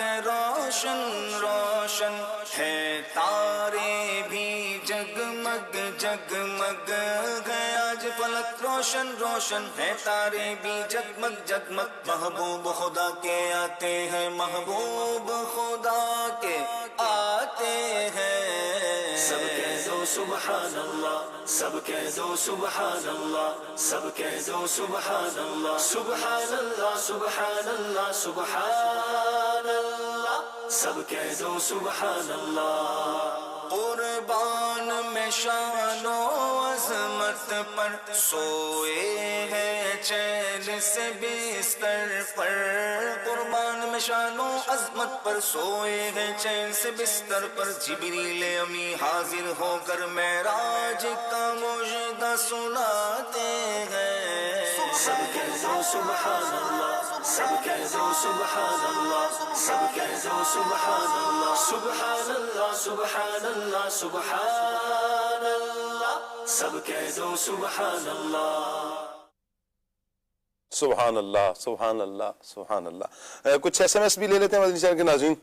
آج ہم سب کو اجل اجل یا رمضان یہ کلام سنا دیں. ٹھیک ہو گیا جی. زہ عزت و اعتلاء محمد اس کلام کی فرمائش بھی آئی ہے جی. سوئے طیبہ جانے والو یہ اس کلام کی بھی فرمائش ہے. مدعا عزیز کا میں نے پایا اس کلام کی بھی فرمائش آئی ہے. محمد طیب مغل بھائی ہیں جی, یہ ضلع ٹوبہ ٹیکسنگ سے ہیں جی. کہہ رہے ہیں جی آپ سب کی بارگاہ میں محبت برا سلام. کیسے ہیں آپ شاہ صاحب؟ وعلیکم السلام ورحمۃ اللہ وبرکاتہ. جی میں بالکل خیر و عافیت سے ہوں, دامن مصطفیٰ ہاتھوں میں. ایک چھوٹی سی گزارش ہے اگر پوری فرما دیں. شاہ صاحب عظیم بھائی کا اسٹوڈیو کلام چلا دیں. وہ جو چاہیں چاند کو توڑ دیں انہیں اختیار دیا گیا. اگر یہ کلام چلا دیں تو آپ کی بڑی مہربانی. ٹھیک ہو گیا جی. ٹیم سے عرض کروں گا اگر یہ ملتا ہے ریڈی ہوتا ہے تو اس کو دیکھ لیجئے گا انشاءاللہ, پھر چلانے کی کوشش کر لیتے ہیں ہم. مجھے یہ کلام سنا دیجئے. اچھا کلام ہے جو فرمائش کی گئی ہے عظیم بھائی کا کلام ہے, اسٹوڈیو کلام. وہ جو چاہیں چاند کو توڑ دیں انہیں اختیار دیا گیا. وہ جو چاہیں چاند کو توڑ دیں انہیں اختیار دیا گیا. انشاءاللہ ٹیم کی طرف سے میسیج آ رہا ہے کہ ہم دیکھ لیتے ہیں جی. اچھا جی کہہ رہے ہیں جی کون ہے جی, نواز اتاری بھائی ہیں رحیم یار خان سے. مجھے کلام سنا دے شور فکر. اچھا جی چھوڑ فکر دنیا کی, ادھر شور لکھا ہوا ہے, چھوڑ فکر دنیا کی چل مدینے چلتے ہیں جی. انشاءاللہ ہم مدینے جائیں گے جی انشاءاللہ. کلام سنا دیں آنکھوں کا تارا نام محمد صلی اللہ علیہ وسلم. عبداللہ تاری رحیم یار خان سے. اچھا یہ کون سا کلام سننا ہے جی؟ مدینے میں تو مکے میں, مدینے میں میم ہے تو مکے میم ہے. یہ کمال ہمارے عدنان شیخ صاحب کو حاصل ہے, وہ آج آئے نہیں ہیں, نہیں تو ہم ان سے یہ کلام سن لیتے جی. اچھا جی غالباً کلام نہیں ہے ویسے وہ مصرے ملائے ہوئے ہیں جی جی. ٹھیک ہو گیا جی. حافظ محمد رؤوف احمد اتاری ہیں جی فیصل آباد سے. کیسے ہیں آپ سب؟ کیسے ہیں آپ الحمدللہ رب العالمین. راشد بھائی آپ کیسے ہیں؟ الحمدللہ علی احسانہ و منہ و کرمہ. واہ. اچھا جی پروگرام بہت زبردست ہے جی, بہت شکریہ. مدینہ مدینہ آپ سب کو جمعہ مبارک ہو جی. خیر مبارک آپ کو جمعہ مبارک. یہ کلام سنا دیں. ٹھیک ہے جی. پڑھنا قصیدہ حق دے ولیدہ. اچھا جی مدر ان لا کے لیے کہہ رہے ہیں جی جلد عافیت سے صحت یاب ہونے کی دعا فرما دیں. اللہ پاک انہیں صحت عطا فرمائے جی. السلام علیکم ورحمۃ اللہ وبرکاتہ. وعلیکم السلام ورحمۃ اللہ. عبد الماجد اتاری مدینہ الاولیاء ملتان صحرائے مدینہ کی اطراف بستی ہے جی, وہاں سے. کہہ رہے ہیں سید محمد ثاقب شاہ صاحب آپ کی پوری ٹیم کو جمعہ مبارک ہو جی. بہت شکریہ جی, خیر مبارک. اچھا جی کہہ رہے ہیں شاہ صاحب اللہ پاک آپ کو اور آپ کی پوری ٹیم کو سلامت رکھے آمین, اور مجھ گناہ گار کو آمین جی. آپ اللہ آپ کو برکتیں عطا فرمائے, سلامتی عطا فرمائے آپ کے ساتھ ساتھ. اچھا جی میٹھا میٹھا شہد سے بھی میٹھا مدینہ پاک کی بات و حاضری نصیب ہو. اللہ کرے کہ یہ دعا مرشد کے ساتھ ہو, امیر السنت کے ساتھ آپ بھی جائیں ہم بھی جائیں, سب عاشقان رسول کو چل مدینہ کی سعادت نصیب ہو جائے. مرشد ہوں, مرشد کی آنکھوں سے ہم مدینہ دیکھیں. سبحان اللہ. مرشد کی آنکھوں سے ہم پیارا پیارا کعبہ دیکھیں. مرشد کے ساتھ اللہ پاک ہمیں حج کی سعادت بھی نصیب فرمائے اور عمرہ کی سعادت بھی نصیب فرمائے. والدین بھی ہوں ساتھ. سبحان اللہ. اے کاش. آمین آمین آمین. اچھا جی خاک مدینہ ہوتی میں خاک سار ہوتا, اس کلام کی فرمائش بھی کی گئی ہے. چلیں جی آپ کے کچھ فیس بک کے کمنٹس بھی لے لیتے ہیں. میں آپ سے گزارش کروں گا مدنی چینل کے ناظرین, ہمارا فیس بک پیج ہے مدنی چینل لائیو کے نام سے. اگر ابھی تک آپ نے اسے فالو نہیں کیا ہوا تو پلیز اس کو فالو کر لیجئے, اور اس نیکی کی دعوت کو آگے آپ نے شیئر بھی کرنا ہے. مدنی چینل لائیو آپ اسکرین پر ملاحظہ بھی فرما رہے ہیں, آپ اس کو اپنے پاس فالو کر لیں گے تو جیسے ہی کوئی پروگرام لائیو آنا شروع ہوگا روزانہ کی بنیاد پر نیکی کی دعوت آپ کے پاس پہنچتی رہے گی. اور پھر اس نیکی کی دعوت کو آگے فوراً شیئر بھی کر دیا کریں. بہت سے عاشقان رسول تک یہ نیکی کی دعوت پہنچ جائے گی. اللہ نے چاہا کسی کی زندگی میں اگر مثبت انقلاب آتا ہے, اس کی نیکیوں میں اضافہ ہو جاتا ہے, وہ اس طرف اگر بڑھتا ہے تو اللہ نے چاہا تو آپ کو بھی اس کا اللہ پاک ضرور اجر عطا فرمائے گا. اچھا جی کچھ کمنٹس ہے جی. سجاد اکبر بھائی کا میسیج آیا ہوا ہے جی, ٹھیک ہو گیا. ایک میسیج ہے جی ماشاءاللہ الکریم زبردست، بہت شکریہ جی۔ علی شیر بھائی ہمارے ساتھ ہیں جی، شانو علی بھائی بھی ہمارے ساتھ ہیں، بہت شکریہ۔ اچھا جی، انس رضا ہمارے ساتھ ہیں جی، بہت شکریہ۔ عادل اتاری بھائی کہہ رہے ہیں جی سلام شاہ صاحب کیسے ہیں آپ سب؟ وعلیکم السلام ورحمۃ اللہ وبرکاتہ جی، اللہ پاک کا بڑا کرم ہے۔ شاید 2 ٹاپک آپ نے کہا ہے، امانت اور خیانت کرنا کیسا، اس حوالے سے ٹاپک کا اگر مشورہ دیا ہے تو مدینہ اگر تو یہ سوال پوچھ رہے ہیں تو امانت اچھا عمل ہے، خیانت برا عمل ہے۔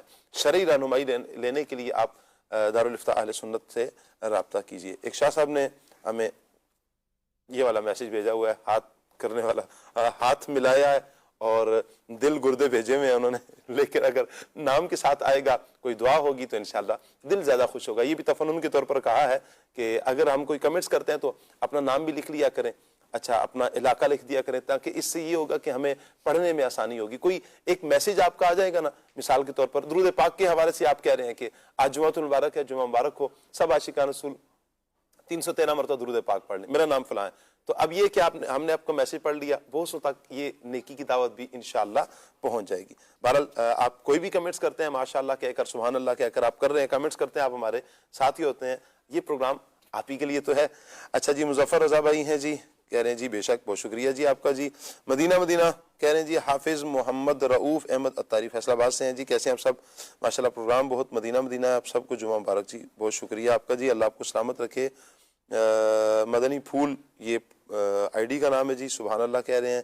اچھا جی، سبحان اللہ ایک اور بھی آیا ہوا جی، احمد شہزاد اتاری ہیں جی، اللہ آپ کو سلامت رکھے۔ عابد علی بھائی بھی ہیں، غلام مصطفیٰ بھائی بھی ہیں، فراز نظامی بھائی کا سیگمنٹ انشاءاللہ ہم کل لیں گے، آج نہیں لے سکتے چونکہ نعت خواں اسلام بھائی ہمارے ساتھ نہیں ہیں۔ اچھا جی، راؤ صاحب بھی ہمارے ساتھ ہیں، جاوید جٹ صاحب ہمارے ساتھ ہیں جی، شہزاد بھائی ہمارے ساتھ، محمد عامر نظامی بھائی، ٹھیک ہے جی، جمالی بھائی ہمارے ساتھ ہیں، علی شیر بھائی ہیں جی، غلام مصطفیٰ بھائی ہیں، اچھا جی، محسن سعید بھائی بھی ہمارے ساتھ ہیں، اور عادل اتاری بھائی بھی ہمارے ساتھ ہیں۔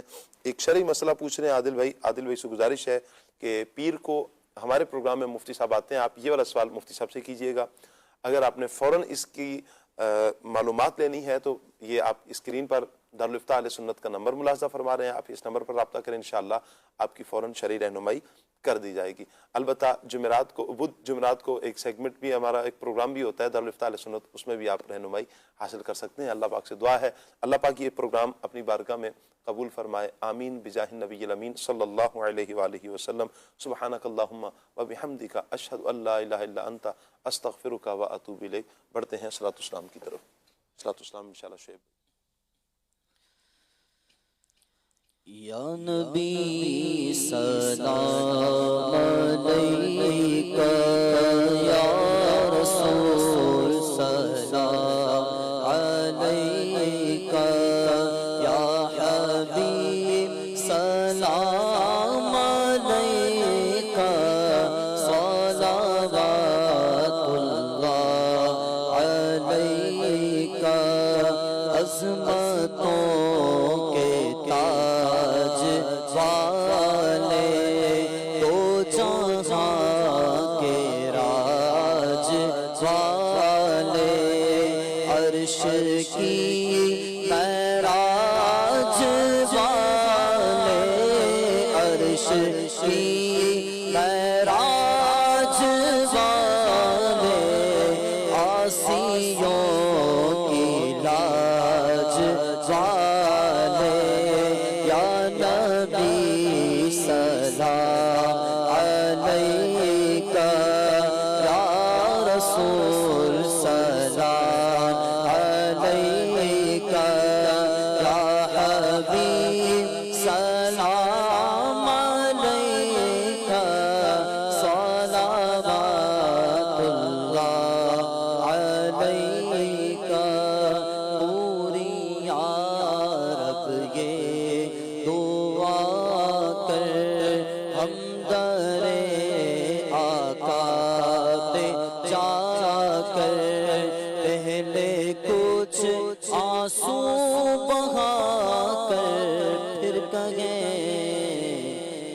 کو جھکا کر صلاۃ و سلام علیک یا رسول اللہ، الصلاۃ و سلام علیک یا حبیب اللہ، الصلاۃ و سلام علیک یا نبی اللہ وعلی آلک و اصحابک یا نور اللہ۔